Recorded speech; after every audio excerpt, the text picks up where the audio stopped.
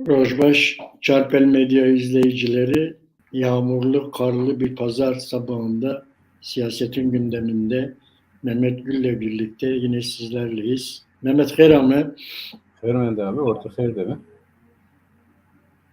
Yine programımıza başlamadan önce bir Kürdistan'daki son gelişmeleri özetlemeye çalışayım ben. Önce dünyadan önemli bir haber ileteyim. Amerika Birleşik Devletleri Hazine Bakanlığı Rus askeri şirketi Wagner'i uluslararası suç örgütü listesine aldı. Bu önemli bir gelişmeydi. Biliyorsunuz uzun zamandır Rusların böyle bir askeri şirketi var. Onlara dünyanın çeşitli yerlerinden paralı asker temin eden bir şirketi var. Bunun uluslararası suç örgütü listesine alındı bu Wagner. Kuzey Kürdistan'da Ruslar da Blackwater'ı alır abi. evet, adamını alabilir. Doğru. ABD, İsveç, Finlandiya ve Türkiye anlaşmazlıklarının kendi aralarında çözülmesi gerektiğini söyledi. Tam bu söylemden bir süre sonra da İsveç NATO üyelik sürecini askıya aldığını açıkladı. Bir süre askıya aldı İsveç bu şeyle. ABD, Fransa, İtalya, İspanya ve Almanya, yani 5 ülke Türkiye'de bazı ibadethanelerde terör saldırısı olabileceğini duyurdu ve kendi vatandaşlarını uyardı bu konuda. Hüdapar'la Cumhurbaşkanı arasında bir görüşme olmuştu. Hüdapar Cumhur İttifakı'na katılıp katılmayacağını bir iki hafta içerisinde açıklayacağını belirtti. Öyle bir açıklama var Hüdapar'dan. Kürtçe öğretmenleri bir açıklama yaptı. Kürtçe öğretmenleri bir açıklama yaptı. Eğer seçmeli ders olarak Kürtçeyi seçmezseniz bizim atamamız yapılmayacak çağrısında bulundu. Evet, bu iş içinde bayağı bir yoğun çaba var. Seçmeli dersin Kürtçe olmasının bir taraftan da bu Kürtçe eğitim alan Kürtçe öğretmenlerinin atanmasına katkı koyacağı düşünülüyor. Bunun için de herkesin duyarlı olmaya çağırıyorlar. Mithat Sancar altılı masa aday açıkladıktan sonra bile yine müzakereye açığız dedi. Yani bu da yeni bir açıklamaydı. Daha kendi adaylarını açıklamadılar. Yine kuzeyde emekçilerin seferberliği için bağımsız Cumhurbaşkanı adayı Çetiner'e Cumhurbaşkanlığına aday olduğunu açıkladı ve bir açıklamada bulundu. Burada bizi de ilgilendiren bazı şeyler söyledi. Birincisi, Kürtçenin resmi dil olmasını talep ediyor. İkincisi, Kürtlerin kendi kaderini tayin hakkını savunuyoruz diyor. Üçüncüsü, Kürdistan bölgesinin Irak'tan ayrılıp kendi egemenliğini ilan etmesini istiyor bu yeni Cumhurbaşkanı, bağımsız Cumhurbaşkanı adayı Çetin Eren. Abi çarşamba günü alalım mı? Bir konuşalım mı? Yani böyle davet edelim, kendisini anlatsın yani. Zaten kimse de çağırmıyor, etmiyor, eylemiyor. Olabilir. Çarşamba günü bir konukla görüşüyoruz. Eğer olmazsa olabilir Mehmet. Pazartesi günü görüşürüz. Olur abi. Yani buradan sen izah ediyorsun. Yani bence hani diyorlar ya ki kimsesizlerin sesiydi biz aynı zamanda. Evet. İşte bir yandan bir çaba sarf ediyorlar, bir gayret sarf ediyorlar ama öbür taraftan da kimsenin dikkat ettiği yok ya da mümkün olduğu kadar görünmemesi için gayret sarf ediyorlar. İşte ise bizler böyle aykırı sesleri, emekçilerin, Kürt halkının talepleri veya menfaatine açıklamalar yapan kişileri işte ise kamuoyunun huzuruna getirelim diye düşünüyorum. Yani buradan böyle hemen bunu söyledim. Olursa ben irtibata geçeyim, arkadaşlara söyleyelim. Gelsinler, biz bu imkanı verelim kendilerine diyorum. Evet, verebiliriz. Yani olumlu şeyler de söylüyor Kürtlerle ilgili. Herhalde en olumlu konuşan aday bu. Evet. Yine Güney Kürdistan'a baktığımızda KYB ile KDP arasında biliyorsunuz önemli bir görüşme vardı. Bu Süleymaniye'de gerçekleşti ve aşağı yukarı 4 saat süren bir görüşme oldu ama görüşmeden sonra başka bir toplantıda görüşmek üzere ayrıldılar. Hemen bu arkasından Amerika ve İngiltere'nin her bir başkonsolosları açıklama yaptı. Bu toplantıdan memnuniyet duyduklarını açıkladılar. Yani acaba niye memnunlar? Sonuç çıkmadığı için mi? Yok, bir araya geldiklerinden memnunlar. Şu ana kadar toplantı bile yapamıyorlardı. Evet işte onu diyorum yani. Düşün yani bir araya Ondan gidiyor olmaları bile bir memnuniyet sebebi Evet. oldu. Yine Irak Federal Yüksek Mahkemesi Kürdistan bölgesine gönderilmesine karar verilen parayı şikayet üzerine anayasaya aykırı diye engelledi. Bu da uzun zamandır Kürdistan bölgesiyle Irak merkezi hükümeti arasında bir problemdi. Çözülmüş gibi gözüküyordu yeni bu seçim hükümetiyle birlikte ama federal mahkeme hemen müdahale etti. Paranın gönderilmesini engelledi. Fransa'nın Irak'a bir talebi oldu. Fransa yolsuzlukla mücadele eğitimi verelim size diyor. Fransa Irak'a. Böyle bir gelişme de oldu. Basına yansıdı. Rojalat'ta baktığımızda, Rojalat'taki olaylara baktığımızda İran Meclisi Avrupa Parlamentosu'nun İran devrim muhafızlarının ordusunu terör listesinin almasına talep eden tasarıya bir misilleme yaptı.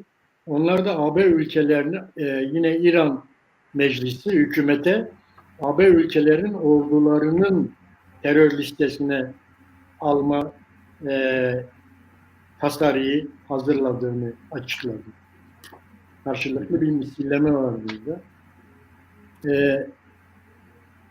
İran'da yine hükümet karşıtı protesto gösterilerinde yer alan kişilerin idam edilmesinin dine uygun olmadığını açıklayan Sunni din adamlarını tutuklama kampanyası başladı. Şu anda Sunni din adamlarını tutukluyorlar. İdamları dinen uygun bulmayan din şeyleri Sunni din adamlarını tutukluyorlar bu açıklamaya karşı. Yine bu sabah bir gelişme oldu İran'da. Yeni bir haber bu. Sabahleyin İran'ın İsfahan kentinde Savunma Bakanlığı'na ait mühimmat tesislerine, üretim tesislerine İHA saldırısı düzenlendi. 3 tane İHA saldırısı var. Bir tanesi çatıya düşüyor ve patlıyor. Bayağı da büyük bir patlama meydana geliyor orada. 2 tanesinin de tesissiz hale getirdiğini açıklıyor İran hükümeti. Rojava'da IŞİD karşıtı koalisyon 3 günde 60'ın üzerinde tırın Rojava bölgesinde gittiğini ve bu tırlarda askeri araç ve mühimmat olduğunu açıkladı. Birleşmiş Milletler Genel Sekreteri Suriye Özel Temsilcisi Pedersen, Suriye'deki çatışmaların kapsamlı bir siyasi çözüme ihtiyacı olduğunu açıkladı ama çözümün yakın olmadığını da söyledi. Yine Suriye ile ilgili Suriye ile ilgili önemli bir açıklama daha yapıldı bugün. Dün yapıldı bu açıklamada. 2018 yılında Suriye'nin başkenti Şam'ın doğusunda yer alan Doğu Ghouta ilçesinde bir bomba, kimyasal saldırısı olmuştu. Bu kimyasal saldırıda 43 kişi yaşamını kaybetmişti. Bu saldırıyı yapanın Suriye Hava Kuvvetleri olduğunu ilk defa herkes bekliyordu bunu. Bu saldırı, kimyasal saldırıyı kimin yaptığına dair.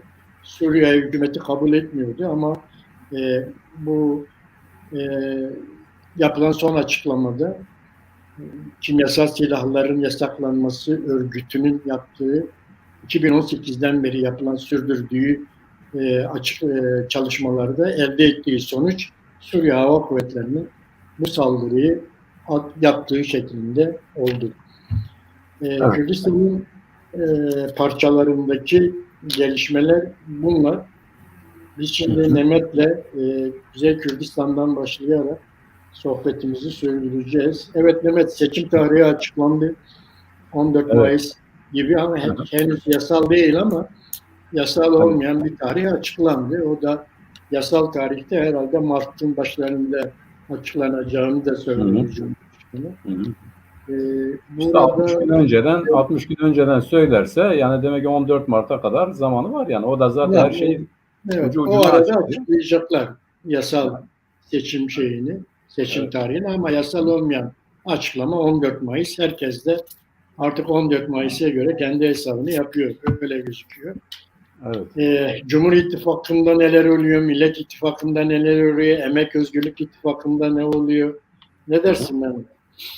Nasıl Abi şimdi izledin geçen hafta bu çalışmaları? ben Cumhur şimdi İttifakı'nın ben şimdi evvela bu bizim Sayın Mehmet Emin Aktar'a bir başsağlığı dileyelim diyorum abi. Eşini evet, kaybetti. iyi oldu. Acısını paylaşıyoruz, başı sağ olsun. Şimdi ikinci olarak da yine hatırlatmak istediğim bir konu var oraya gelmeden önce. Bizim bu işte az önce söylediğimiz emekçilerin Cumhurbaşkanı adayı İstanbul'da bir arkadaşımız Çetin Eren aday oldu. Bir müddet onun faaliyetlerini yürütüyor. Onu da böyle hemen gündeme geldi, onun için kusura bakma ama onu bir alıp gerçekten burada o konuyu konuşmamız lazım. Neden onu söylüyorum? Hani diyorlar ya belki bizim gönlümüzden de öyle bir şey geçiyor. Belki de ya da benim gönlümden de öyle bir şey geçiyor. Ona göre bir şeyler yapalım, ona da gelelim diye düşünüyorum abi. Şimdi bu Türkiye'de giderek şu oluyor abi, zaten sen de izliyorsun. Hani müphem olan birçok konu vardı. Neydi bu seçim? Muhalefet diyordu ki 6 Nisan'dan önce olursa biz destekleriz. Bu 6 Nisan'dan önce olmasının istemelerinin sebebi de mevcut seçim kanununa göre bir seçim yürürlüğe girecekti. Ama 6 Nisan'ı geçerse biz desteklemeyeceğiz dediler. Cumhurbaşkanı da zaten kendi menfaatine olanı tercih etti. Bu da neydi? 6 Nisan sonrasında seçim gündeme gelmesiydi. Çünkü onlara göre de yeni seçim yasasına göre yapılacak bir seçim. O da o anlayışa uygun olarak tarih açıkladı 14 Mayıs. Evet. Fakat 14 Mayıs da yeni bir tartışmayı, yeni bir sahiplenmeyi getirdi. Ona da biraz sonra geleceğiz. Evet. Birincisi buydu abi. Yani artık seçim ne zaman yapılacak hadisesi ortadan kalktı. Fakat bu sadece Cumhurbaşkanı'nın isteğine göre olan bir şey değildi. Cumhurbaşkanı aynı zamanda şunu da kabul etmiş oldu bununla beraber. Muhalefet diyordu ki 3. defa aday olamaz. Onlar da hayır biz 3. defa da aday olabiliriz. Bunun önünde bir yasal engel yok diyorlardı. Ama zaten seçimi önceye almakla da 3. bir defa Cumhurbaşkanı adayı olamayacağını da kabul etmiş oldu. Yani bu bence Türkiye tarafından aslında pek tartışılmıyor ama benim sesim yankı yapıyor. Acaba niye abi? Bizim rejinin haberi var mıdır? Benden kaynaklandı. Tamam abi. Şimdi gerçekten de bu seçimi öne almakla ya da yenilemekle aynı zamanda 3. defa Cumhurbaşkanı adayı olamayacağını da kabul etmiş oldu. Yani sadece böyle iş olsun diye hacca gidiyorlar, onlar burada olsun onun için ayarlayan falan filan hadisesi değil. Bu önceden belirlenmiş seçim tarihidir. Bu da zaten 3. defa aday olamayacağını da kabul etmiş oldu böylece bir seçim öne alarak. Demek ki ne belli oldu? Seçim tarihi belli oldu. Ne belli oldu? Cumhurbaşkanı 3. defa aday olamayacak, o belli oldu. Şimdi müphem olan ama büyük oranda netleşen bu muhalefetin cephesindeki Cumhurbaşkanı adayıdır. O da öyle görünüyor ki Kılıçdaroğlu en büyük aday olarak görünüyor. Nereden bunu biliyoruz? Bugüne kadar İYİ Parti Kılıçdaroğlu'nun adaylığı konusunda farklı görüşlere sahipti. Bunlar açıkça dile getiriliyordu. Fakat bu sefer de CHP belediye başkanları Kılıçdaroğlu'nun adaylığının ifşa edilmesi konusunda bir öneride bulunduklarında Kılıçdaroğlu'nun tabii kulis bilgileri ya da İsmail Saymaz'ın açıkladığı şeylerdi. Kılıçdaroğlu ya olmaz bu emrivaki olur, bu altılı masanın tespit edeceği bir şeydir, doğru olmaz demesinden sonra İYİ Parti'den Cihan Paçacı'nın olmasa iyi olur, olmasın diye bir açıklamadan sonra Cihan Paçacı'nın istifaya zorlanmasıydı. Yani İYİ Parti yönetimi de en azından ya da genel başkanlık düzeyinde de bu tip bir açıklamanın Kılıçdaroğlu'nun, CHP'nin, altılı masanın adabına uygun olmadığı konusundaki bir baskı olarak algılamak lazım. O teamüllere aykırı ya da o ilişkilere aykırı bir tutum olduğunu kabul etmek lazım. İstifa etti. Buradan da şunu görüyoruz. Eskiden Kılıçdaroğlu'nun adaylığı konusunda en güçlü direnç noktası olan İYİ Parti'nin epeyce zayıfladığı anlamına geliyor. Yani onlar içerisinde de önemli bir kesimin Kılıçdaroğlu'nun adaylığı konusunda bir itirazı yok gibi görünüyor. Saadet Partisi zaten açıkladı. Demokrat Parti zaten açıkladı. Deva Partisi biraz İYİ Parti çerçevesinde gidiyordu ama onların da prensip olarak bunu söylediklerini açıklıyorlardı. Herhalde giderek Kılıçdaroğlu muhalefetin Cumhurbaşkanı adayı olacak gibi görünüyor abi. Şimdi sadece bu değil, öbür taraftan şimdi mi konuşalım onu abi? Bu Özgürlük ve Demokrasi Cephesi miydi, bloku muydu? Yani HDP'nin öncülük ettiği bloğun adı. Özgürlük ve Emek. Emek ve Özgürlük blokunun biz açıklayacağız, bizim de adayımız var hadisesi vardı. Bunu Evet. Van'da açıkladı, Mithat Sancar açıkladı. Daha sonra Ahmet Türk bunu biraz yumuşattı falan. Daha sonra da yine Mithat Sancar da ya da bu onlardan gelen baskı neticesinde Mithat Sancar da kapıyı açık bıraktı. Ve ben dün müydü, önceki gün yine o Türkiye solundan çeşitli temsillerin katıldıkları televizyon programında izledim. Onlar da biz adayımızı çıkaracağız diyorlar ama şeye de kapalı değiliz. Yani herkesi temsil edebilen bir adayın çıkması durumunda da biz ona kapalı değiliz gibi bir anlayış var. Yani bir yaklaşım var. Buradan tabii senin görüşün aşağı yukarı şu yöndedir. Geçmişte de sen söyledin abi, yani bu ortak bir adayı çıkarma yönündeki bir taktiktir dedin. Ben de biraz öyle değil diye düşündüm.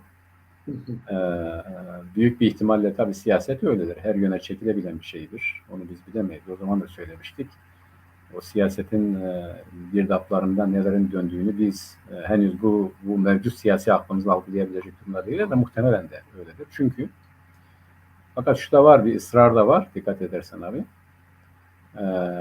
Kamu basında yer aldı. Birileri Selahattin Demirtaş'ı ziyaret ediyorlar ve Cumhurbaşkanı adaylığını teklif ediyorlar. Evet. Selahattin Demirtaş kesin bir dille bunu reddediyor. Yani daha önceden olsaydı zaten böyle bir reddiye söz konusu olmazdı. Ondan şunu çıkarabiliriz yani. İlk defa Selahattin Demirtaş tamam bir figürdür, önemli figürdür ama yani partinin kendi arkasında olmayacağını ya da olmaması gerektiğini ya da bu konudaki plan projenin daha farklı olduğunu ve aynı zamanda da kendi görüşünün de kendisinden çok bir ortak Cumhurbaşkanlığı adayına yönelik olduğunu teyit eden bir tutum oldu bana göre bu. O da herkesi bağlayabilecek bir ya da herkesin oy verebileceği birinin çıkmasını istiyor. Ve açıkladıkları gibi, kimisi açıktan, kimisi de diyelim mealen açıkladıkları gibi, yani olmazları söyledikten sonra geriye kalan adayın da Kılıçdaroğlu olduğu açığa çıkıyor. Yani onlar açısından da böyle bir durum söz konusudur.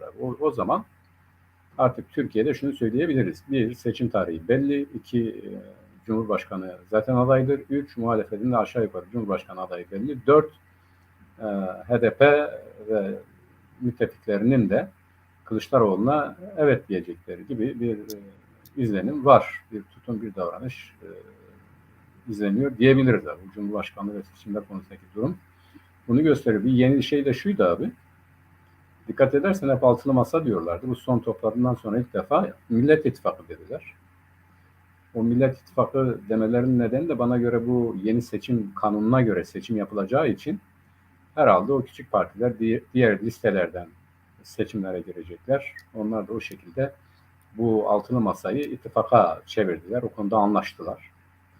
Ve eğer bu konuda anlaşmışlarsa bana göre Cumhurbaşkanlığı adaylığı konusunda da büyük bir ihtimalle herkes kendi tabanında Kılıçdaroğlu'nu görürsün diye bir sonuçla hani bir istişare konusunda anlaştık dediler ya. O da olabilir gibime geliyor. O artık bir Cumhur İttifakı'nın yanında bir de Millet İttifakı var. Bu altılı masa Millet İttifakı oldu. Netleşen bunlara.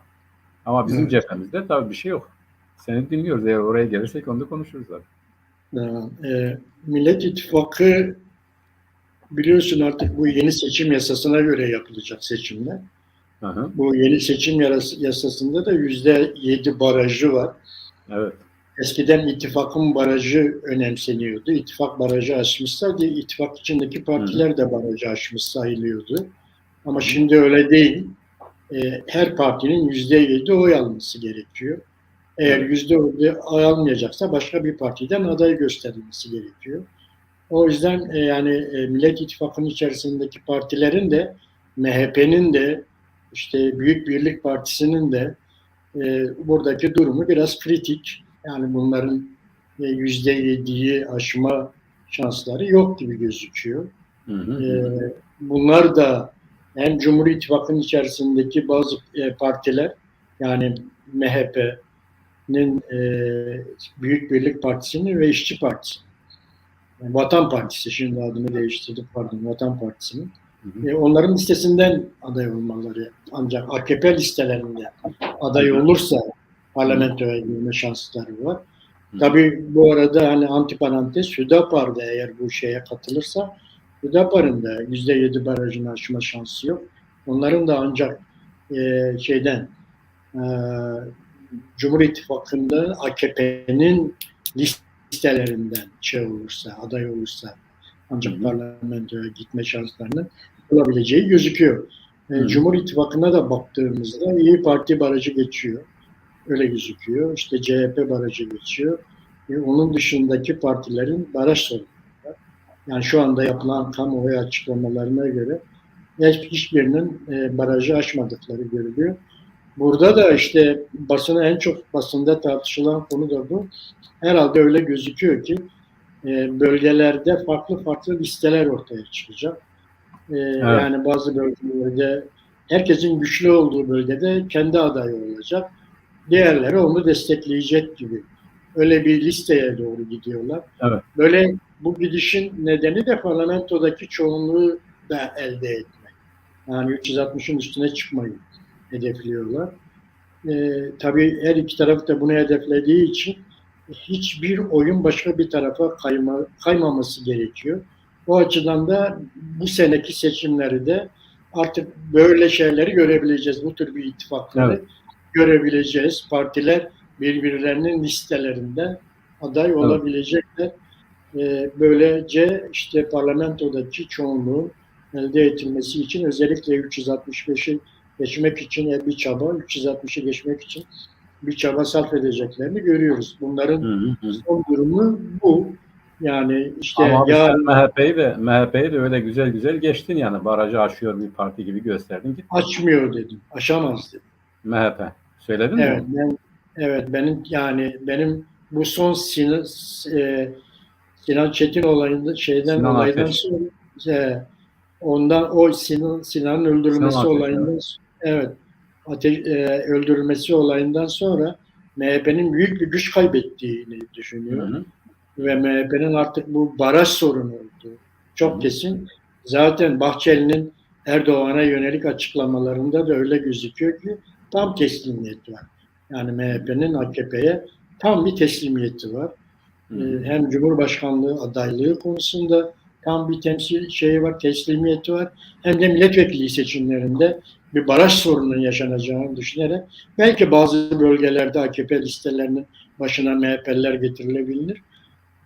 Ama MHP'nin kendi başına %7 barajını artık aşması Sinan Ateş olayından sonra çok zor gözüküyor. Basına da yansıdı. Bayağı istifalar var orada. Ama şöyle yaparlar. Abi şöyle yaparlar gibime geliyor. Yani az önce sen söyledin o formülü onlar da kullanabilir. Diyelim ki Osmaniye'den Adalet ve Kalkınma Partisi aday göstermez. Evet.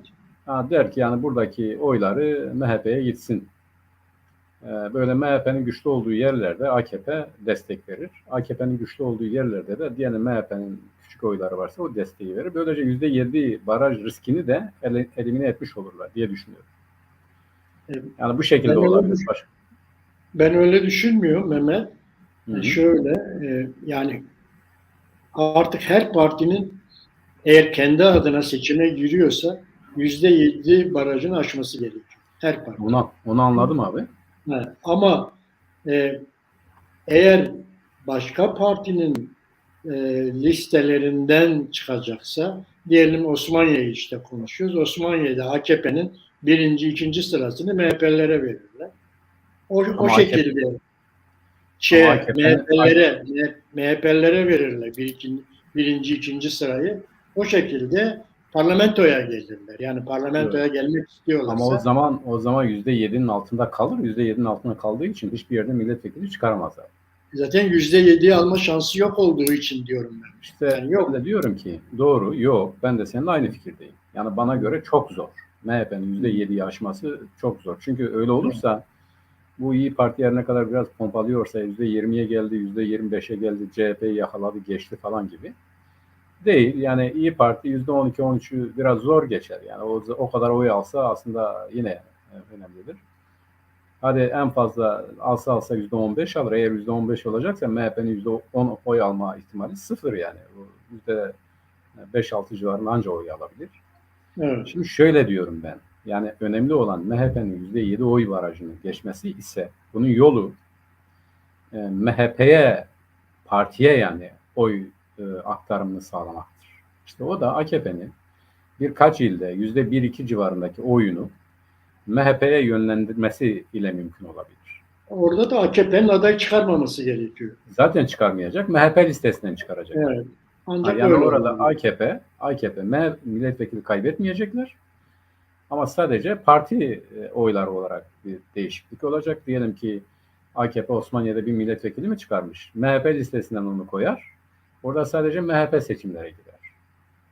Böylece Yani, benim tahminim odur. Yani bu olmasa, çünkü Erdoğan bu kamuoyunu araştırmada, etmede, eylemede diğer siyasi partilere göre çok önde.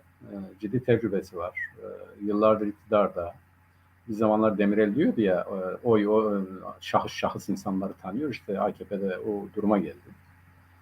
Sanırım onlar bu yöntemi böyle aşacaklar ve aynı zamanda sanırım muhalefet de aynı yöntemi kullanacak. Nerede ne kadar, hangi yöntemle ne kadar oy alıyorsa onu tercih edecek. evet. O yönteme başvuracak. Yani eğer %7 barajını önlerinde iki şey var. %7 barajını aşarak mı meclise gelecekler? Yoksa işte başka bir partinin listelerinden aday olup da mı meclise gelecekler? Bu iki yolda birini tercih edecekler. Bunların hepsinin tabii çok yoğun ve ince hesaplarının yapılması gerekiyor. Evet. Onu da onlar yapıyorlar kamuoyu yoklamalarıyla. Bu ikisinden birini hem Cumhur İttifakı'ndakiler hem Millet İttifakı'ndaki diğer partiler bunu göreceğiz zaten. Zaten Emek ve Özgürlük İttifakı'nda böyle bir sorun yok. Onlar hepsi HDP listelerinde Hepsi HDP listelerinden girecek. Evet. girecekler. Onun için onlarda böyle bir sorun gözükmüyor. Emek Özgürlük İttifakı'na da gelince Mehmet, benim kanaatime göre Millet İttifakı adayını açıklamadan Emek Özgürlük İttifakı kendi adayını açıklamayacak gibi gözüküyor. O da önemli bir iddia oldu abi. Evet, ben Göreceğiz. öyle görüyorum. Yani bekleyecekler. Aha. Emek Özgürlük İttifakı'nın adayının açıklanmasını beklenecek gibi gözüküyor bana. Çünkü daha önümüzde bayağı süre var.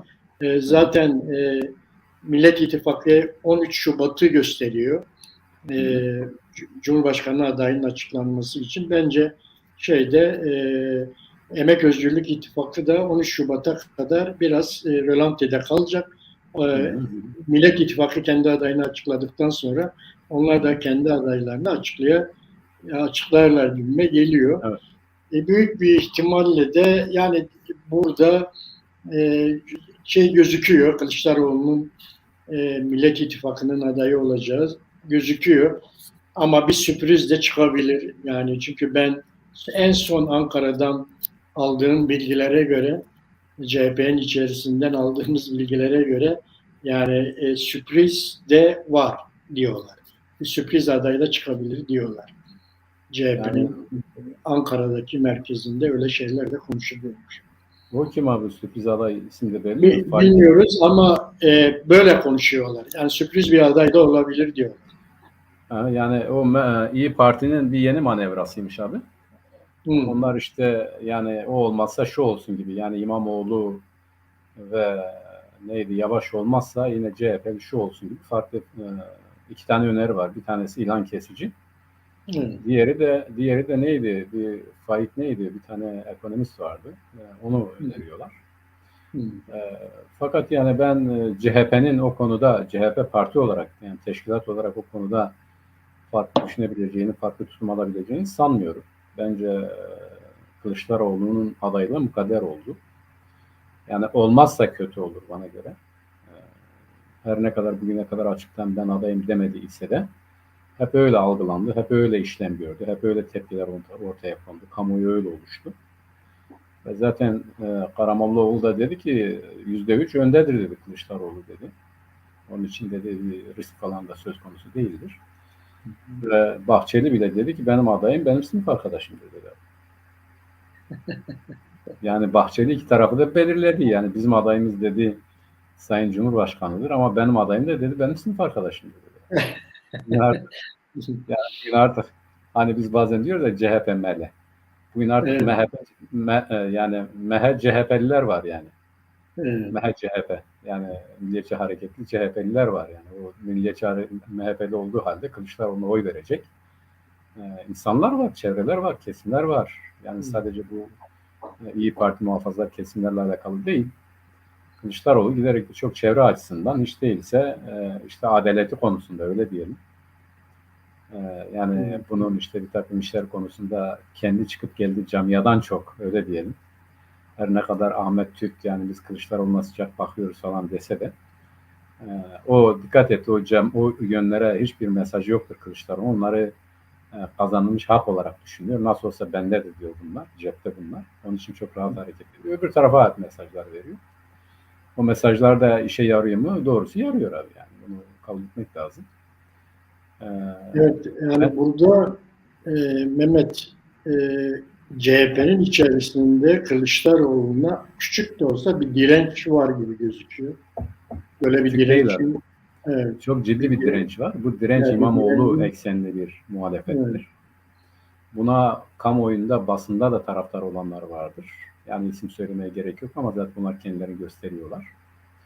Aynı zamanda bunlar Türkiye'deki sermaye çelişkileri açısından da belli bir kesime tekabül ediyor. evet. Yani aynı zamanda devlet ayrışması itibariyle de belli bir kesime tekabül ediyor. Yani şu andaki iktidar kendisinin ne diyelim geleceğinin garanti altında olması için hangi aday uygunsa ona yönelik çalışıyor. Yani bu da İmamoğlu onlar için daha tercih edilir bir seçenek olarak duruyor. İmamoğlu ya da benzeri bir adayın. Sadece CHP'yi bölme açısından değil yani gerçekten de gelecekte öyle bir cumhurbaşkanıyla anlaşabileceklerini düşünüyorlar. Kılıçdaroğlu herhalde biraz daha prensiplere dayalı, biraz daha tırnak içerisinde söylüyorum devlet terbiyesi görmüş. Yani devletin de güvenebileceği, devleti yeniden tesis etmek için adeta yapısında olan bir kişi olduğu için de bence geleneksel çevreler Kılıçdaroğlu'nu destekliyor. Yani öyle bir bölünme de var yani CHP içerisinde Evet. Türkiye'nin her iki yönü de var abi. Her iki yönü de temsil eden adaylar da var. Yani nasıl CHP'nin içerisinde Kılıçdaroğlu'nun adaylığına bir direnç varsa, İyi Parti'nin içerisinde de Meral Akşener'e rağmen Evet, bence evet, bir Kılıçdaroğlu'nun adaylarına bir direnç var. Zaten evet, onlar daha farklı yapıyorlar basın önünde. evet, Bu evet, evet, dirençlerini gösteriyorlar. evet, Sonda bir istifa olayı yaşandı biliyorsun evet, İyi evet. Cihan Parti'de. Paçacı Son bir istifa etti. istifa olayı da yaşandı. Cihan Paçacı Hı hı, meselesi. hı hı. O nedenle e, bu 14 Şubat'ta evet 13 Şubat'ta açıklanacak Millet İttifakı'nın Cumhurbaşkanı adayının Kılıçdaroğlu olması kesin ama bir sürpriz aday da olabilir diyelim.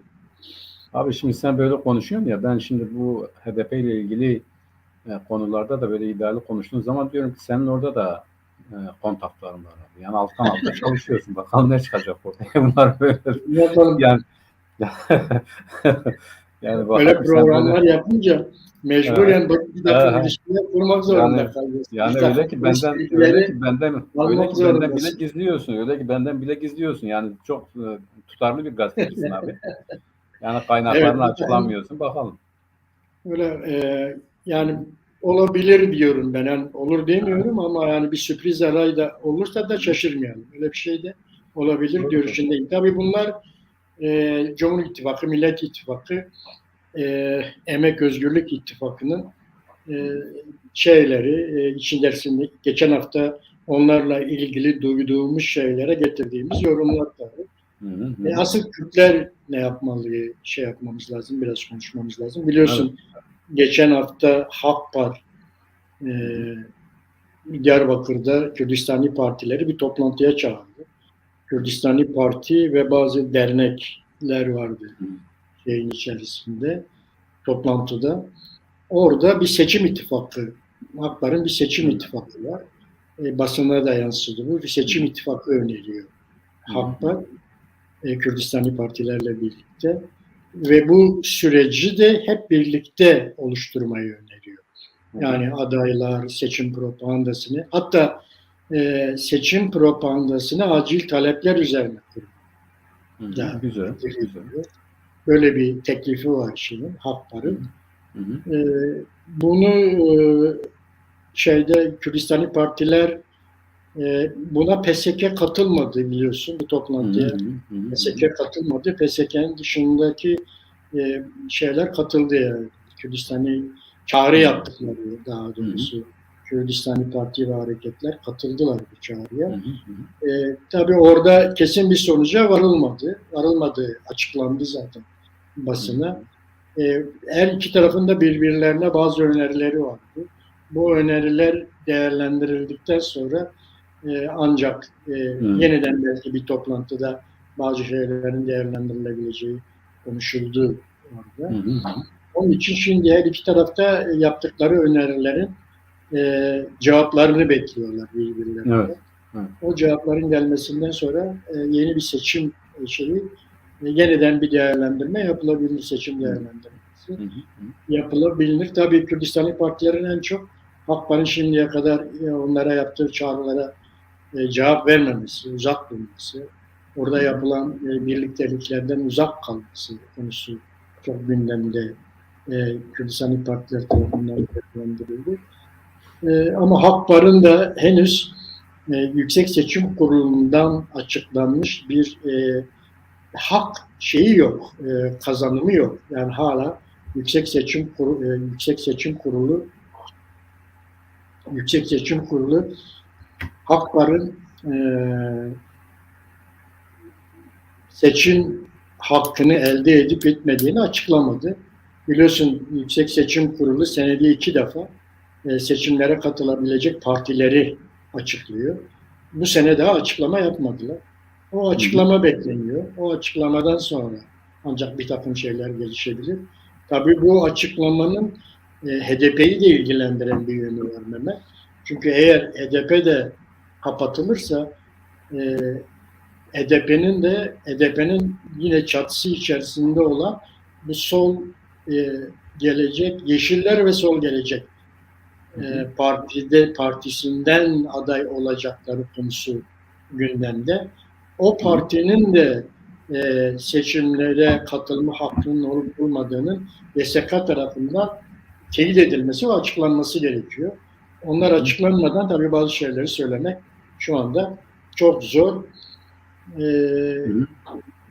Burada Kürdistani partilerin her iki şeye, yani hem Hakpar'ın bu çağrısına baktıkları, yani biraz daha bir defa YSK'nın kesin kararını görmek istediklerini ben gördüm. Kürdistani partiler, yani tamam YSK açıklasın, bu bir netleşsin bakalım. Hakpar'ın seçimlere hak kazanıp kazanmadığı konusunu görmek istiyor Kürdistan partiler. Diğer taraftan da onlara bazı talepleri olduğunu, Hakpar'ın da Kürdistani partilerden bazı talepleri olduğunu gördük. Bu taleplere karşılık her iki tarafta kendi kurullarında bunu değerlendirip birbirlerine cevap vermeleri gerekiyor. Bu önümüzdeki haftalarda çok da acele etmemek lazım. Daha var seçim süreci, daha seçim takvimi açıklanmadı henüz daha. Yani yasal olarak seçim takvimi açıklanmadı, net değil. Onun için böyle bir gelişmenin olduğunu da görüyoruz. Evet. Şimdi abi bu yani bence bir seçenek olarak ortaya çıkması iyidir. Yani Hakpar'ın seçimlere katılabiliyor olması. Henüz o senin de belirttin, bilmiyoruz. Öyle olacak mı olmayacak mı bilmiyoruz ama Yani diyelim ki seçimlere hak kazanan bugün Hüdapar var değil mi abi? O seçimlere Evet, kazanmış durumda. O açıklandı. Hı. Hakpar'ın seçimlere katılıp katılmayacağı, ona hak kazanıp kazanmadığını bilmiyoruz. Eğer kazanmışsa biz iyidir, sevindiricidir. Diğer bir taraftan DBP'nin seçimlere katılma hakkı var herhalde değil mi abi? DBP de seçim. Hayır, DBP'nin yok mu? Öyle mi? Nasıl yok Örgütlü abi? değil 41 ilde. İlde örgütlü değil. Ancak Sol ve Gelecek Partisi ile katılabilir. Çok Yeşiller ilginç. ve Sol Parti, pardon. Yani Yeşiller ve Sol. bir önceki seçimlerde DBP seçimlere katılma hakkına sahipti herhalde yani. Bilmiyorum. Değil. Yanlış. Değildi. Hayır. Yani o zaman DBP'yi DBP'nin seçimlere katılacak yedek parti olarak örgütlemediler. Bizim tamam. edindiğimiz izlenim de HDP'nin Bilinçli yaptı. içerisindeki sol kesim buna karşı çıkmış. İstemedi. Anladım. Yani bilinçli olarak işte diyelim ki bir Kürtlerin partisi olarak görülen DBP'nin Demokratik Bölgeler Partisi'nin bir genel parti olarak örgütlenmesini istemediler. Bu gayet bilinçli, gayet istenen bir tutum. Yani o tercih edilen bir olaydır. Evet. Yani bu tercihte, yani bunu gerçekten konuşmak lazım. Bu tercihte şu olabilir, ya bu DBP işte biliniyor falan, şuranın buranın takipçisidir, onun için olmaz gibi bir kaygıdan hareketli olsa da aslında bunun altında yatan temel neden Kürtlerin kendi adına seçimlere girebilecek bir yeterliğe kavuşması korkusudur. O bakımdan ben Kürtlerin hangi eğilimden, hangi siyasal düşüncede olursa olsun seçimlere girme yeterliliği, madem ki bu yolu tercih etmişse seçimlere girme yeterliliğini kazanmasını çok önemli buluyorum. Bu çerçevede Hakpar'a bakıyorum. Hakpar bunu gerçekleştirmişse sevindirici bir olaydır. Yani bir seçenektir o. Şimdi bu durumda bizim tutumumuz belli, biliyorsun zaten. Bizim önerimiz şudur, başından beri odur. Sadece şimdi değil. Neredeyse bizim kuruluşumuzla koşup giden bir yaklaşımımız var. O da aynı olanlar birleşmeli, birleşemeyenler ittifak içerisinde olmalı, ittifak yapamayanlar diyalog içerisinde olmalı, diyalog içerisinde olamayanlar da bari birbirine düşmanlık yapmasın, kendi işine baksın gibi bizim bu motto haline gelmiş prensiplerimizden hareketle biz başından beri bunu savunuyoruz. Evet, bir araya gelelim. Gelemiyorsak ittifak yapalım. Bu ittifak yapabilenler sonra otursunlar, ne yapabileceklerini kararlaştırsınlar. Yani Hakpar'ın haklı olarak kendisi açısından seçimlere katılma hakkı kazanmış bir parti olarak elbette ki gelen gelir, gelmeyen gelmez, biz tek başımıza hareket ederiz diyebilir. Bu doğrudur anlamında söylemiyorum. Yani nihayetinde bir siyasal partidir. Her siyasal parti kendi çıkarını nasıl geliyorsa öyle hareket eder. Her ne kadar Kürtler adına siyaset yapan partilerin ya kendi çıkarı yoksa da öyle diyelim ya da olmaması gerekiyorsa da kendi çıkarı aynı zamanda kendisi gibi olan birçok çevrenin çıkarıdır. Onlarla hareket etmeyi tercih etmeden de yürüyebilir. Fakat bizim açımızdan bu sıkıntılı bir durumdur. Onu biliyorsun abi, defalarca açıkladık. Bizim her ne kadar hakkımızda kapatılma davası açılsa da biz aynı zamanda siyasetimizi hem Kürdistan'da hem Türkiye'de etkin bir şekilde yürütmeye çalışan bir siyasal parti. Bu konuda önerilerimiz oldu. Bu konuda prensiplerimiz oldu, tekliflerimiz oldu. Diyoruz ki bu Türkiye'nin geleceğinde önemli bir işlevi olacak bu seçimlerde Kürtler kendilerini Türklerin gündemine, devletin gündemine koymalı. Yani eğer biz yoksak siz de yoksunuz. Eğer bizi tanımıyorsanız biz de sizi tanımıyoruz. Sizi ibret etmeyeceğiz uluslararası düzeyde. Yani biz 1923'teki hataları yapmayacağız. Biz bir milletiz, bir halkız, ülkemiz, yurdumuz, geleneğimiz, kültürümüz vardır. Biz buna yakışan şekilde hareket edeceğiz. Bu da şudur, bizi tanıyanla birlikte biz hareket ederiz. Şimdi bu tanınma çerçevesinde de biz söyledik, bu acil talepler programıdır bizim esaslarımız. Bu kısa vadedeki esaslarımız bunlardır. Bunu kabul eden herkesle beraber hareket etmeye varız. Buna olumlu yanıt veren Tevger oldu. Tevger'le beraber zaten yürüyoruz. PSK oldu. PSK ile beraber yürüyoruz. Önemli çevrelere gittik. Bunlarla önemli konularda anlaşmaya vardık. Ama aynı zamanda o çevrelerin bize teklifleri, önerileri de oldu. Dediler ki siz bunu yayın, diğerleri de konuşun, görüşün. Ve bu doğru bir yöntemdir. Onlar da bizim bu talepleri dikkat ediyorsan abi demokratik kitle kuruluşları, siyasal parti kongrelerinde vesaire bizim talepleri dile getiriyorlar. Yani bu acil talepler artık Kürtlerin bu kısa vadede ya da bu şeyde yani bu popüler alanda neredeyse motto haline almış oldu. Yani Kürtlerin tanınması, hakların tanınması, yerelde kendi kendilerini yönetmeleri, cezaevlerin boşaltılması, fikir ve örgütlenme özgürlüğünün sonsuza kadar sağlanması gibi artık yani böyle asgari demokratik haklar diyebileceğimiz bu çerçevede bunları iyi ki kamuoyunun gündemine geldi ve benimsediler. Şimdi biz diyoruz ki yani bu Hakpar'ın önerisinin hukuk bulmasından önce diyoruz ki bu prensipleri kabul eden, bu konuda anlaşan çevreler bir araya gelsinler, desinler ki biz işte bir Kürt ittifakı olarak şu şekilde hareket edeceğiz. Seçimlere mi katılacaklar? Katılmayacaklar mı? Türkiye'den buna yanıt veren birileriyle ittifak mı yapacaklar? Yapmayacaklar mı? Cumhurbaşkanlığı seçimlerini gösterecekler mi? Göstermeyecekler mi? Gibi konularda birlikte bir tek ses olarak hareket ederlerse bence etkin olabilir. Zaten Hakpar eğer bir alternatif yol olacaksa bu şartlarda anlamlı bir yol olabilir açıkçası. Yani diyelim ki bizim de Hakpar'ın ya da birkaç çevreli Hakpar'ın vesairesi gerçekleşen bir seçim ittifakı konusunda nasıl olsa gidilecek olan bu çevreler nezdinde daha başından bir negatif tutum takılmış olacak ki bu doğru bir başlangıç da olmaz. Yani hani diyorlar ya doğru bina eğri temel üzerine oturmaz. Evet, bu temeli sağlam atmak lazım, doğru atmak lazım. Bu doğru temel de şudur. Bizim bu acil talepler programını kabul eden herkesle beraber yine asgari müştereklerle birleşip birlikte bir yol haritası çizmektir. Bu olursa bu doğru temel üzerinde doğru bir bina yükseltebiliriz. Ama hayır, yani Hakpar'ın dediği gibi yani gelen gelir, ondan sonra da biz bir şeyler yaparız dediğimiz zaman zaten böyle çürük çarık bir bina, hiç kimsenin de içerisine oturamayacağı bir yapı ortaya çıkar. Bu da hiçbirimizin amacıyla uyumlu değildir, olmaz da bizim görüşümüz, bizim düşüncemiz, bizim tutumumuz bu.